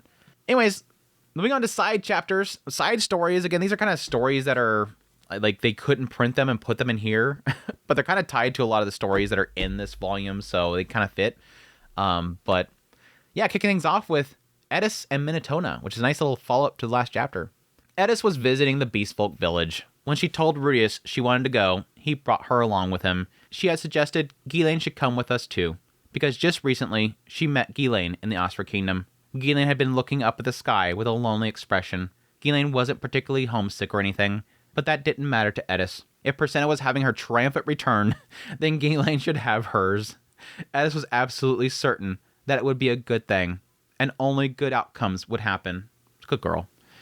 And just as Eris thought that, it turned out to be a triumphant return for Ghislaine. Even Gaius seemed pleased, and by the end, everyone was in high spirits. Satisfied with this. I am satisfied. Satisfied with this, Eris decided to look for Minotona and Persenna, with whom she had deepened her friendship in the past. I mean, they're supposed to be in the room. Walking through the Beastfolk village, which she could call a paradise. Minotona, Persenna, it's been a while. She found the two of them. The two of them, who were teaching swordsmanship to the young warriors, had grown up much bigger than she remembered. It was clear, even from this distance, that they were demonstrating leadership amongst the young warriors as candidates for the warrior chief. When the two of them noticed Eris had come, they were surprised and respectfully bowed their heads. Eris, been a long time, yeah? Long time no see. It's good to see you well, Lady Eris. Something felt off, Eris thought. Her memory of Minotona, they're no longer the cute little scramps that are like running around. We're having fun together. They're all being formal and everything. They're treating me as like senpai. Everything felt off, she thought. In her memory, Minotona and Persenna were more like, how do you say, little kittens and puppies. They were just adorable creatures. However, Eris could tell Minotona and Persenna were happy to see her again. Being a member of the Boreas family, she could understand what beastfolk were feeling just by watching their movements of their tails and ears. I heard you got promoted. That's right, Nya. We're now candidates for the warrior chief. Just 2 steps away from becoming chief, Nya. We won't lose to Big Sis Per. That's the spirit. Eris was friends with Minotona and Persenna, but at the same time, she was also friends with Persenna. In fact, she was more in the position of the pet owner than a friend, but that was a minor detail. Therefore, while she wanted her friends to win the battle, she also didn't want them to disappear, wishing they could stay with her forever. That is true. Technically, if she does have Persenna win that, she's going to leave. Aww, she's going to lose her cuddle puppy. Thus, it was difficult to decide whom to support. Well, whoever loses, you take home. Whoever loses, you take home, right? Thus, it was difficult to decide who to support. Nevertheless, Eris was a Sword King, which is why she thought like this. No matter who I supported, when the time comes, it will be settled. What Eris needed to focus on was enjoying the moment, reminisce about the past, and have fun with the two of them now. I can give you a swordsmanship demonstration after so long. That said, the kinds of fun activities Eris knew about were limited. Really, Nya? Everyone, the Sword King is going to show us her skills, Nya. Watch closely. At their voices, the young Beastfolk warriors quickly lined up. The Beastfolks were very strict about hierarchy. Seeing this, Eris briefly considered if she could take one of them back with her. But the image of an angry Sylphie and Aisha quickly surfaced in her mind. Fuddy-duddies. Both of them fuddy-duddies. She doesn't have very good experiences with beast folks coming in the house. She quickly dismissed the thought. Meanwhile, Minotona efficiently prepared. She handed a wooden sword to Eris and took a few steps forward, also holding a wooden sword. I'll be borrowing your strength, nya. Her strength was far more refined than last time they met. There were a few openings, and her posture was sharp. Eris could see a slight hint of softness to her side, but she recognized it was a trap. This wouldn't be an opponent she could easily defeat with a single blow. Satisfied with this fact, Eris took her usual stance. The atmosphere changed. There was no hint of carelessness in Eris' stance. Though this was a practice match, and not a battle she absolutely had to win, Eris was not the type to be complacent before a fight. Begin! Yeah! At Tersena's signal, Minotona shouted. Yeah! It was uncertain if Eris realized that Minotona had used the beastfolk's howling magic, but Eris let out a shout. The mana-infused voice caused her vestibular system to go crazy, but she forcibly corrected it with her own fighting spirit. Simultaneously, she unleashed a swift sword of light at the charging Minotona without hesitation. Eris' strike was drawn towards Minotona's waist. It was a graceful, perfect strike. However, Minotona's sword moved slightly. Eris' sword tip was drawn to Minotona's sword guard, making a clank as they touched. At that moment, Eris' sword rode along Minotona's blade, its trajectory veering off. Eris then took a slight step forward. Yeah! The sword flew out of Minotona's hand. It spun through the air, hit a tree, and clattered to the ground. By then, Eris' sword had already reached Minotona's neck. The match was decided. That was supposed to be a perfect deflection. Minotona stared in shock at her sword, which had left her hand. She was confident. She had become much stronger than when Eris had last visited. She was sure that she could put up a good fight now. Maybe even make Eris praise her. And yet... Yeah, it's so funny because... Eris was definitely beating her back then. But her assumption is that I've been always here constantly training ever since she left. And Eris went on this own long journey and then shows back up. Surely I can beat her now. I've been training the whole time and she's been running around all the time. I think it's because Eris went through something. Eris went through a lot. Not that the beast folks don't ever, have crazy incidents there. They have to kind of fight to survive, but still. Not Dragon God. That was amazing. That was a water god style technique, right? Where'd you learn it? Since you and the others came, many adventurers have been visiting the village. More often, yeah? One of them taught me water god style. That's so. It's really good. But I won. I've been practicing against Isolda, so I've gotten quite a good handling on the water god style opponents. Minotona was stunned in silence as she watched Eris celebrate cheerfully. Eris is still the same as always. She muttered that with a smile. Her spirits completely lifted. Like, she was so focused on showing Eris how strong she's gotten. She got into the competitive nature. And again, when Eris first arrived, she felt something was off. They're treating me like respect and stuff like that. I miss them cute little cat girls running around like I'll be all goofy. It's a little break here. Just like old Eris. Eris, your technique is incredible, nya? I thought I might stand a chance, but I couldn't beat you at all, nya. I've trained a lot to defeat the Dragon God Orsted. I won't let you win so easily. The Dragon God Orsted? I want to hear more about it, nya. Sure thing. And so, Eris and the others caught up and deepened their friendship after a long time. A cute little chapter. It's a cute little chapter. Next one, Dogga's Wedding Eve. This one's kind of dorky. This one's kind of cute. Han's perspective. Hans planned to gather just the guys to celebrate with Dogga. After all, once you got married, you lost your freedom. So before tying the knot, they'd make some noise, hit up a brothel. Well, Dogga didn't really seem interested in that. They would drink some booze. Well, Dogga won't drink. They'd eat some damn good food together, make some noise and celebrate, and congratulate him. I'm surprised it says there that Dogga wouldn't drink. So I'm guessing Dogga gave up drinking once they got hitched? Question mark? Interesting. But then Han's wife flipped out. Don't mess around. Are you trying to exclude me from celebrating my brother? So they decided to casually invite people who knew Dogga, reserve a corner in the tavern, and have a good time making some noise. Now in front of Hans, there was a packed tavern that had been rented out for the whole day with a crowd of people. Everybody loves Dogga. Dogga, Isolda, congratulations on your engagement. Confetti rained down on Dogga, seated at the birthday table.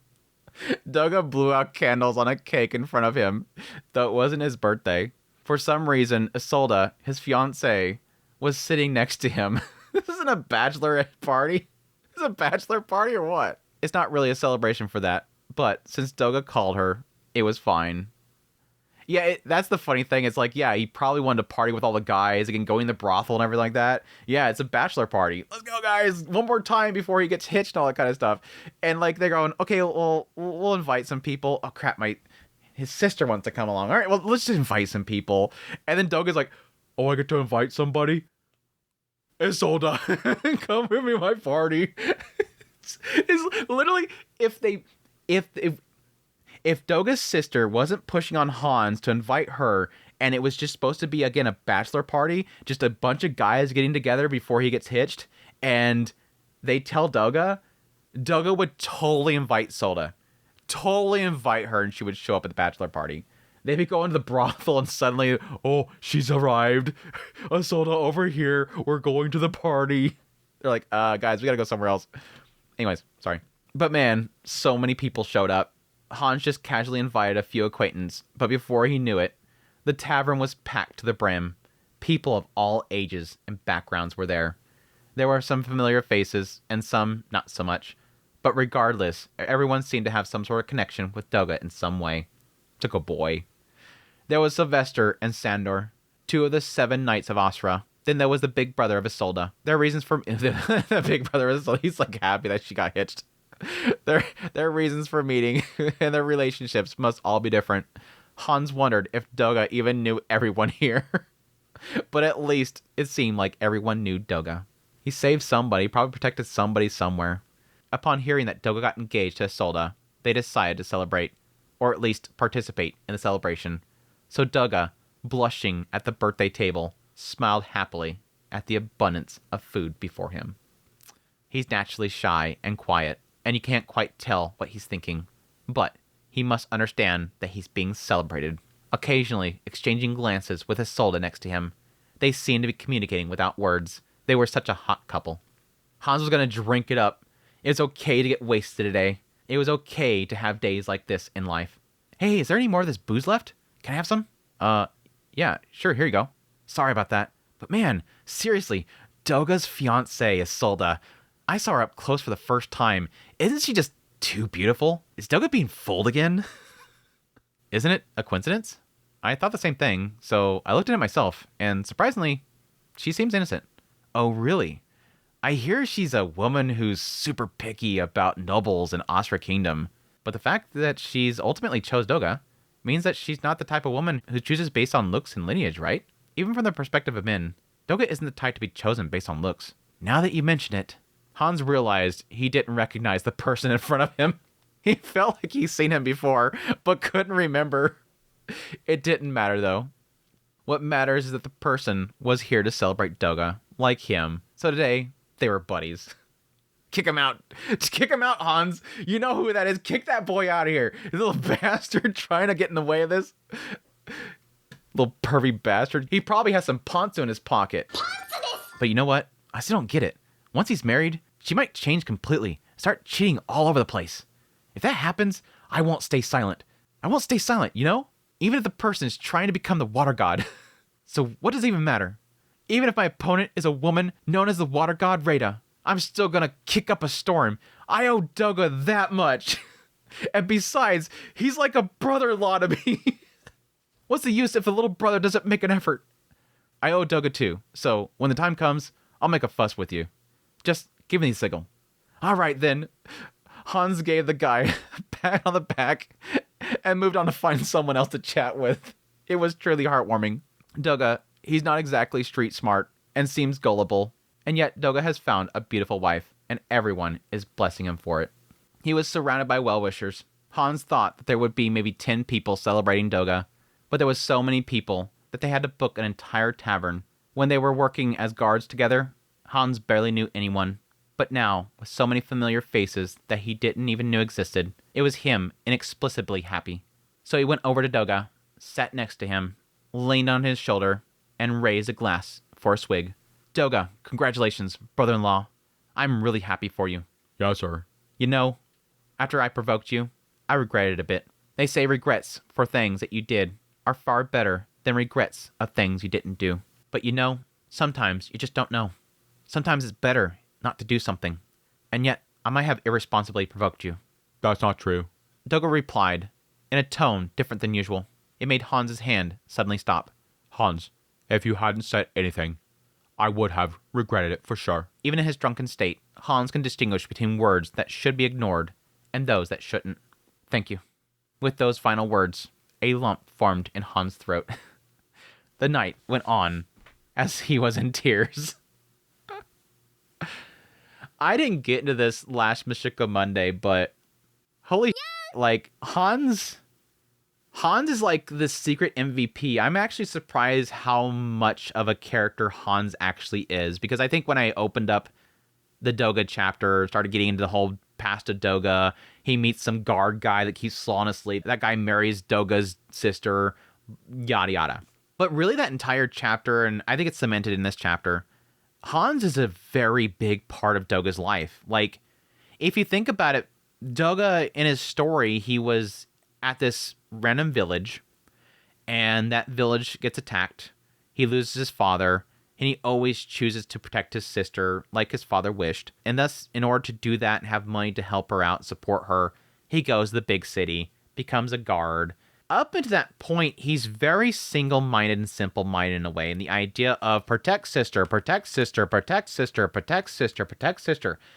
I think if it weren't for Hans sort of showing him and learning more about him, figuring out how Dogga thinks, something that a lot of people aren't going to have a lot of patience for, figuring out what makes him tick, figuring out the subtleties and how he responds. Again, when they were at that table and they were talking, he picked up on something was wrong with Dogga.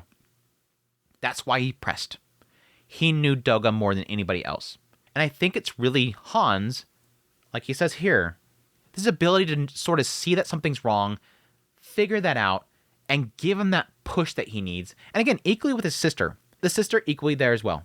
This is somebody who could easily become so trapped by the mindset of what the father instilled upon him. Keep guarding the sister. But because of Hans and the sister sort of seeing what needs to be done and helping him grow as a person, they're able to push him out of that door monitoring mindset. He still has it. Again, the door to the queen. He still has that must guard entrance mindset. The cave with Rudius. He still has that guard door mindset. But I think Hans was critical to helping Dogga eventually grow, learn, and move on from that. I do think that Hans is literally what made him grow as a person and break out from what could be always in front of that door. Mentally always in front of that door, really, is where I'm going at with this. He's huge. He's huge with this. Big W character. It's so crazy to have such a side character just be like literally so critical to the story. So I love this chapter for that. This is all for me to say things that I didn't get around to talking about last time, and I'm finally able to talk about it now. Hans, the secret hero that helps Dogga break from his childhood, like, mold that he was stuck in. This chapter is incredible for saying he sees that Dogga appreciated that. Dogga appreciates what Hans does for him. Thank you. Thank you. You helped me. Moving on, reunion with old friends. This is the one that I wasn't a big fan of. This is the one I wasn't a big fan of. I thought it was the last chapter. Apparently it's this one. One day, Rudius visited New Roa with an unusual companion. That companion was Lilia. She still served as a reliable head maid, a dependable mother-in-law to his wives, and a kind grandmother to their children. However, ever since Norn got married, she seemed to have relaxed a bit, or perhaps aged slightly. So Rudius suggested a trip to lift her spirits, and she mentioned wanting to meet a certain someone. Yeah, she's getting cranky with Aisha too, apparently. Thus, Rudius requested the mercenary band to gather information to pinpoint the location of this person, which brought them here. This area was supposed to be gone, but somehow feels familiar. Does it? I only stay here for a few days, so I don't remember much of the old layout. I used to search for work around here, so I knew it quite well back then, though I don't remember much now. Maybe they tried to recreate the old style. Lilia and Roxy were chatting about the area. Roxy had decided to join them, as she was acquainted to the person they were meeting. Yeah, I think at this point I'm like searching through my brain, like thinking, okay, who could this be? At some point I was thinking maybe it might be one of the members of the Fangs of Black Wolf, but I'm like thinking somebody they would specifically be looking for that would be in this area. It came down to Viera and Shara. Viera and Shara, one of the two of them. I was assuming that if it was Lilia, she was more tied to Viera, whereas I think Shara, I would assume that Roxy was more tied with. Mainly around like scrolls and stuff like that. Oh, it seems like we should take the right at the next corner. Really? It seems close to the main street now. I remember it being further down the alley. This town is still new, and the demand is high. If it had been like this when I first came here? No. If it had, I might not have met you, Rudy, so it worked out for the best. With such conversations, they turned right at the main street. A large building came into view. It was the Adventure Guild, the Ostra Kingdom's Fatoa branch. Even now, many adventurers were coming in and out of the building. According to Roxy, it used to be smaller and less crowded. At the time, the local lord, Saros, had implemented a resident knight system, dispatching at least one knight to each village to maintain security, and regularly deploying his private soldiers to clear out monsters. Jobs as soldiers would usually handle in other countries were mostly taken care of by the state. Despite being a frontier of the Ostra Kingdom, Fatoa was a prosperous land, leaving little work for adventurers. No wonder the guild was small back then. However, after the disaster, with fewer people and insufficient infrastructure, the Fatoa territory became a central hub for adventurers in Ostra Kingdom. With such thoughts, Rudius opened the door to the large and pristine Adventure Guild. I can totally see that. Again, with how much structure they had built before, and then after the displacement incident, you're dealing with like everybody's scattered, and there's not like this structure built anymore to constantly keep this stuff cleared of danger. So they kind of need everybody. There's more work available. They need to keep this stuff locked down, and they're fighting for any hands they can get. As he looked around inside, he noticed curious glances at what seemed like middle-rank adventurers, young but not inexperienced. They boldly met their gazes and heard murmurs of, "Hey, that's Roxy McGurdia. She's an S-rank adventurer." That made Rudius happy. Roxy, slightly embarrassed, corrected them. "I'm an A-rank." If it were up to Rudius, the Adventure Guild would definitely grant her an S rank, and if more ranks were needed, a new employee at the company is an SS rank, so Rudius could take one from there. He was half immortal, so it would take some time to grow a new S. What stupid joke is that? I'll just rip an S off of Alec, and we'll just let it grow back. Anyways, as Rudius entertained these thoughts while walking, they soon found the person they were looking for. She was at the reception desk. Lilia, upon seeing her, let out an unusually loud voice. This is the only reason to read this entire chapter, is just to see Lilia get overly excited. "Viera!" Huh? Lilia! At the reception desk was Viera, who once belonged to Fatoa Search and Rescue Squad alongside Paul, and even journeyed to the Beggaric continent to save Zenith. Yes, she currently works as a receptionist at the Adventure Guild. To note, she no longer wore a bikini armor. Well, I assume that. They were very clear that was only one reason she was doing that. Instead, she wore a white blouse and a calm-colored long skirt. Her curly hair, which was usually unruly, now reached her shoulders, giving her the appearance of a typical guild receptionist. Well, then it's gotta be out there. It's gotta be it's gotta be out there. "Long time no see. Oh, please wait a moment. I'll be with you once I'm done with these." Viera spoke, ignoring the protests of adventurers. She swiftly scribbled on paper with pen and handed documents to them. "There you go. Good job. Keep up the good work." Mwah. She blew them a kiss. Then hurriedly went to the... They must like her as a receptionist. She blew them a kiss, then hurriedly went to the guild's back area, shouting, "Shiera, Lily and the others are here. Oh, Guildmaster, I'll be going out for a bit." She had been informed in advance that they were coming. Although the exact date wasn't specified, she knew that the visit would come soon, so she must have informed everyone around accordingly. However, it would be inconvenient for the guild if she left during work hours. The guildmaster, grumbling, came out of the office. From his gaze sharp as a sword, one could sense his intention to drive away anyone he deemed unsuitable. And then his eyes met Rudius. Of course, Rudius recognized his face. He was present at the inauguration ceremony of the Fatoa Castle, and they even had a brief conversation there. He probably remembered that too. After nodding slightly, with a surprised expression, he patted Viera's shoulder. "Please excuse me." He would turn inside. At times like this, having authority was convenient. I was wondering if it was the guy that got in that little bit of a spout with Eris, but not what they're describing there. Let's assume it's some rando that they didn't actually get into. It's been a while."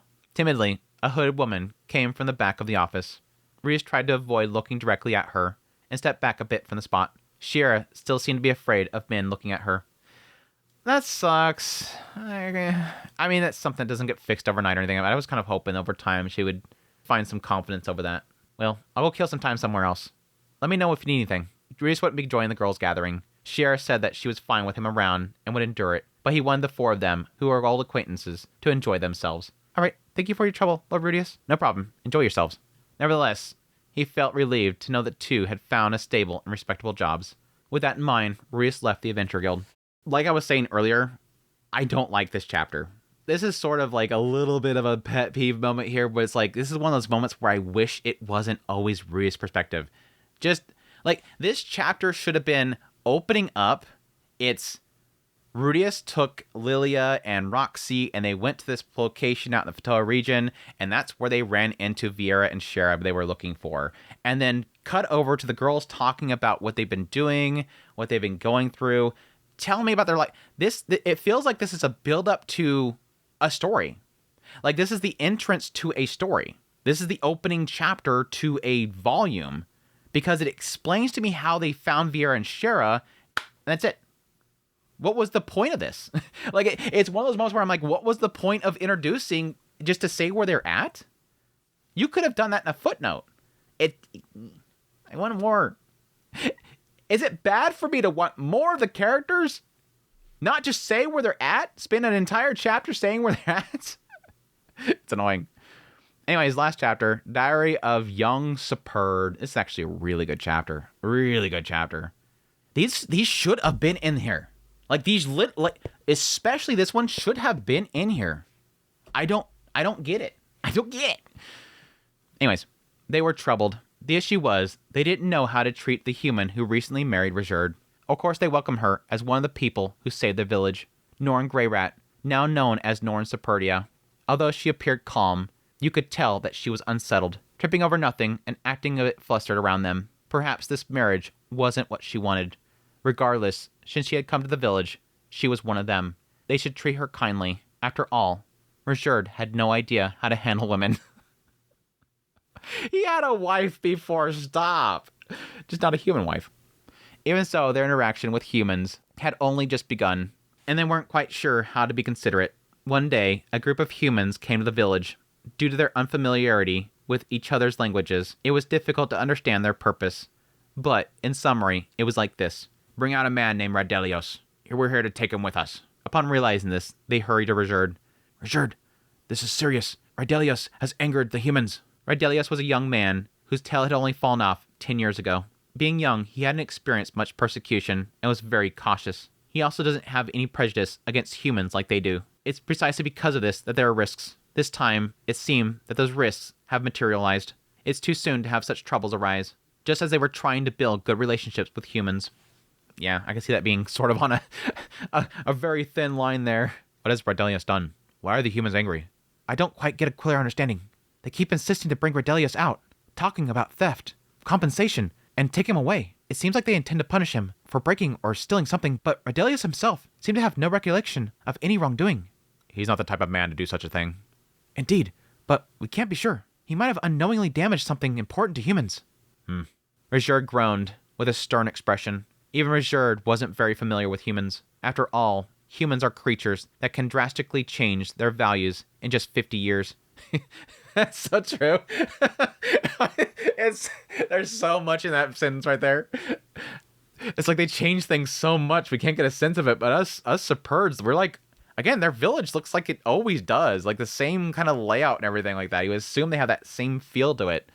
For now, it would be best to calm them down and have Radelios apologize. If they were not satisfied with that, they might have to resort to force. If it comes to that, the hard-won friendship with the humans might be destroyed. But the Superb tribe do not abandon their own. They have survived the past few centuries as family. While brooding over this, Lady Norn, who was quietly preparing tea, spoke up. Shall I go listen to what they have to say? You? Yes, I might be able to understand things that Superb people can't, so I might be able to help. At her words, they exchanged looks, then nodded in agreement. I never really kind of considered this. I think I had a feeling of there at some point. They were mentioning the idea of her helping with some sort of ties with the humans over there. This technically makes a lot of sense. When Lady Norn stepped in, the situation was resolved in an instant. The visitors to the village were emissaries from a local lord, an elderly man by human standards. Despite the fact that it had been only a few years since the king decided to foster goodwill between the Superb tribes and humans, the emissary made no attempt to hide his displeasure. Lady Norn initially seemed nervous in front of this man. However, she calmly explained that she was from the Grey Rat family and had a duty to mediate between the Superb tribe and humans. Yeah, that is a perfect position for her. The emissary seemed to understand, and as if earlier displeasure was a lie, He relaxed and explained everything again to Lady Norn. Using some odd phrasing that hadn't existed 100 years ago, Lady Norn seemed to understand. So basically, the Lord's daughter was having a picnic in the plains and a monster attacked, and Rydelis helped her, right? Exactly. That's what I've been saying from the beginning. And because of that, the young lady has completely fallen for Redundant. She wants to meet him to thank him, and perhaps even keep him at her side. So the Lord sent you to summon him and reward him? Yes. Why are you so angry?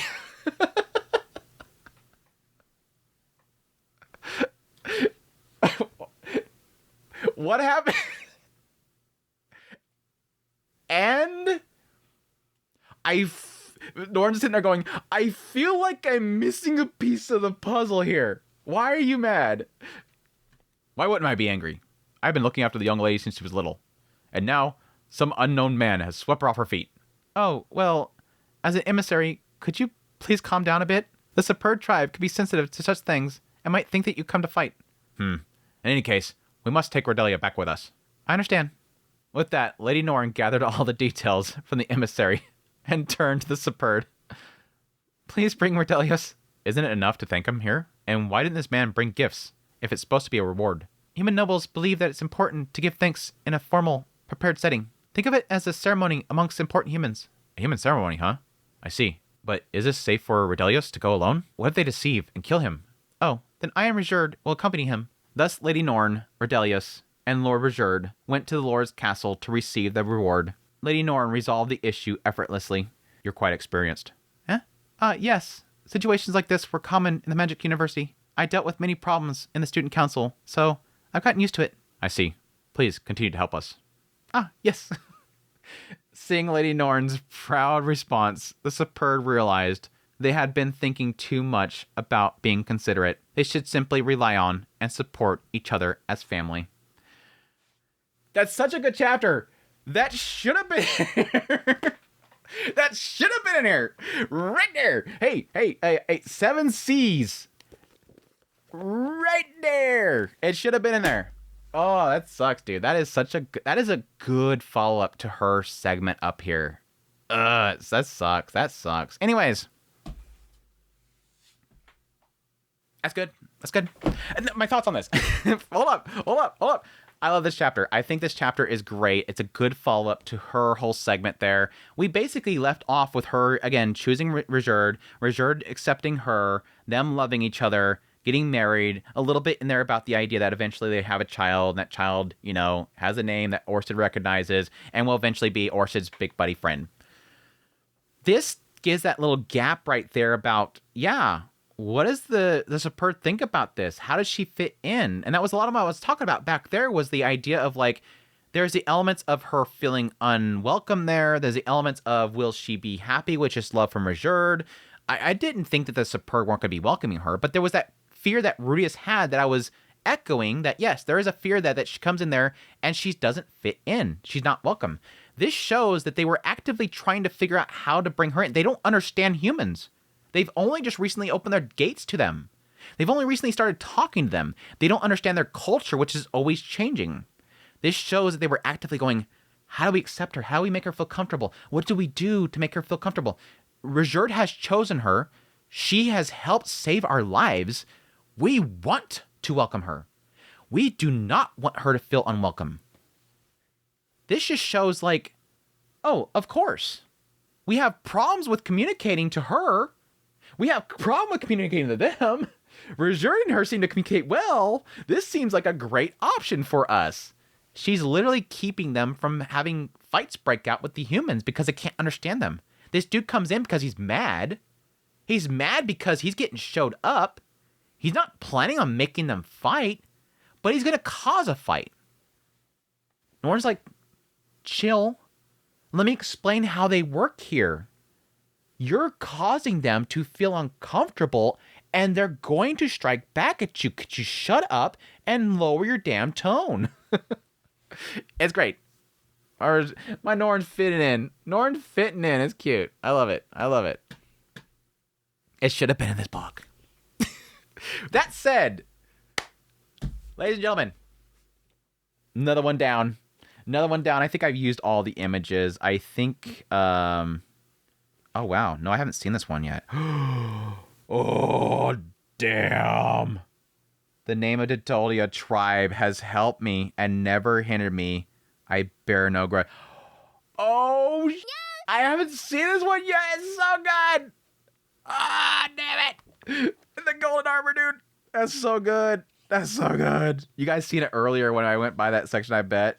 But that's the first time I've seen it. Okay, so what do we have in this? We have to put this in the scorings. So, this volume, again, is Norn Betrothal. We knew it was coming. I loved it. Y'all know when I finished that first Mushoku Monday, I was like S tier already. Like, it's S tier already. Then we went into Lucy's first day. We'll pause on that one. Then we went to the 7 Nights of Asura, getting into Dogga, which, oh god, I love Dogga. I love Dogga's story. I love Dogga getting with Solda. That was cute. And this last segment being Ghislaine. And the first part is just kind of a little bit of an extra thing there. I think the only weak part of this entire volume is not having this extra chapter in it. The only weak point in this entire volume is the first segments of Lucy's chapters. Rudius constantly just like being a father. Let's be perfectly honest. It's a lot of a father and their insecurities and fears and anxieties over their child going out into the world. He's afraid. I want to be there. I'm not really afraid. Again, the whole point of the whole chapter is getting the idea that it's not necessarily being overprotective. It's I want to see these things. He even specifically said, I'm not going to step in. I'll help her later. Right now, I just want to see it. But it felt like a lot of tire spinning. But the rest of that segment so good. It's so good. It's cute. Lucy's cute. Lucy's so freaking cute. Love my little Lucy's getting super cute. It had a really great punchline at the end.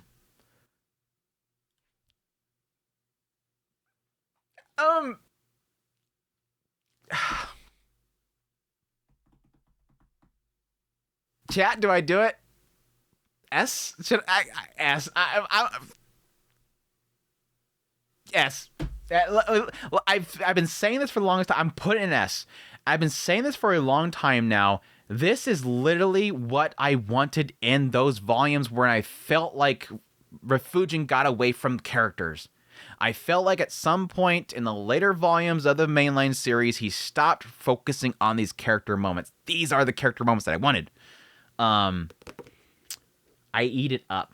I love these side characters. I love getting more of Norn. I love getting more of Reserved. I love getting more of Lenny and Persenna, Gaius, Ghislaine, Dogga, Isolde, Hans, best boy Hans. This stuff I eat up, and I loved every bit of it. So, good stuff.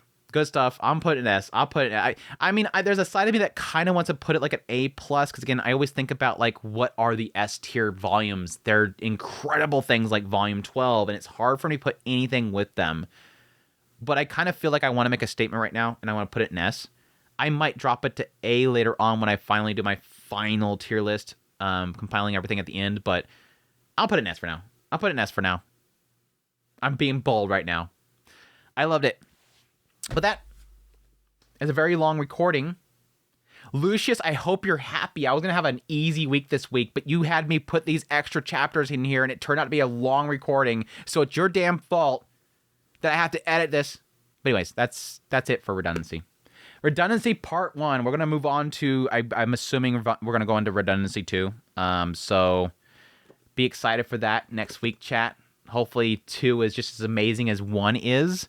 But, yes, as per usual, thank you guys so much for dropping by for the premiere. Hey, chat, thank you guys so much for your support, your kind words, all that stuff. It means a great deal to me. It's you guys joining me on this journey that has made it into what it is. And as per usual, like I said, as always, greatly appreciate it. Support channel monetarily through Patreon, tips, links, super thanks, memberships, all that stuff. Thank you. But, until the next Mushoku Monday, take care.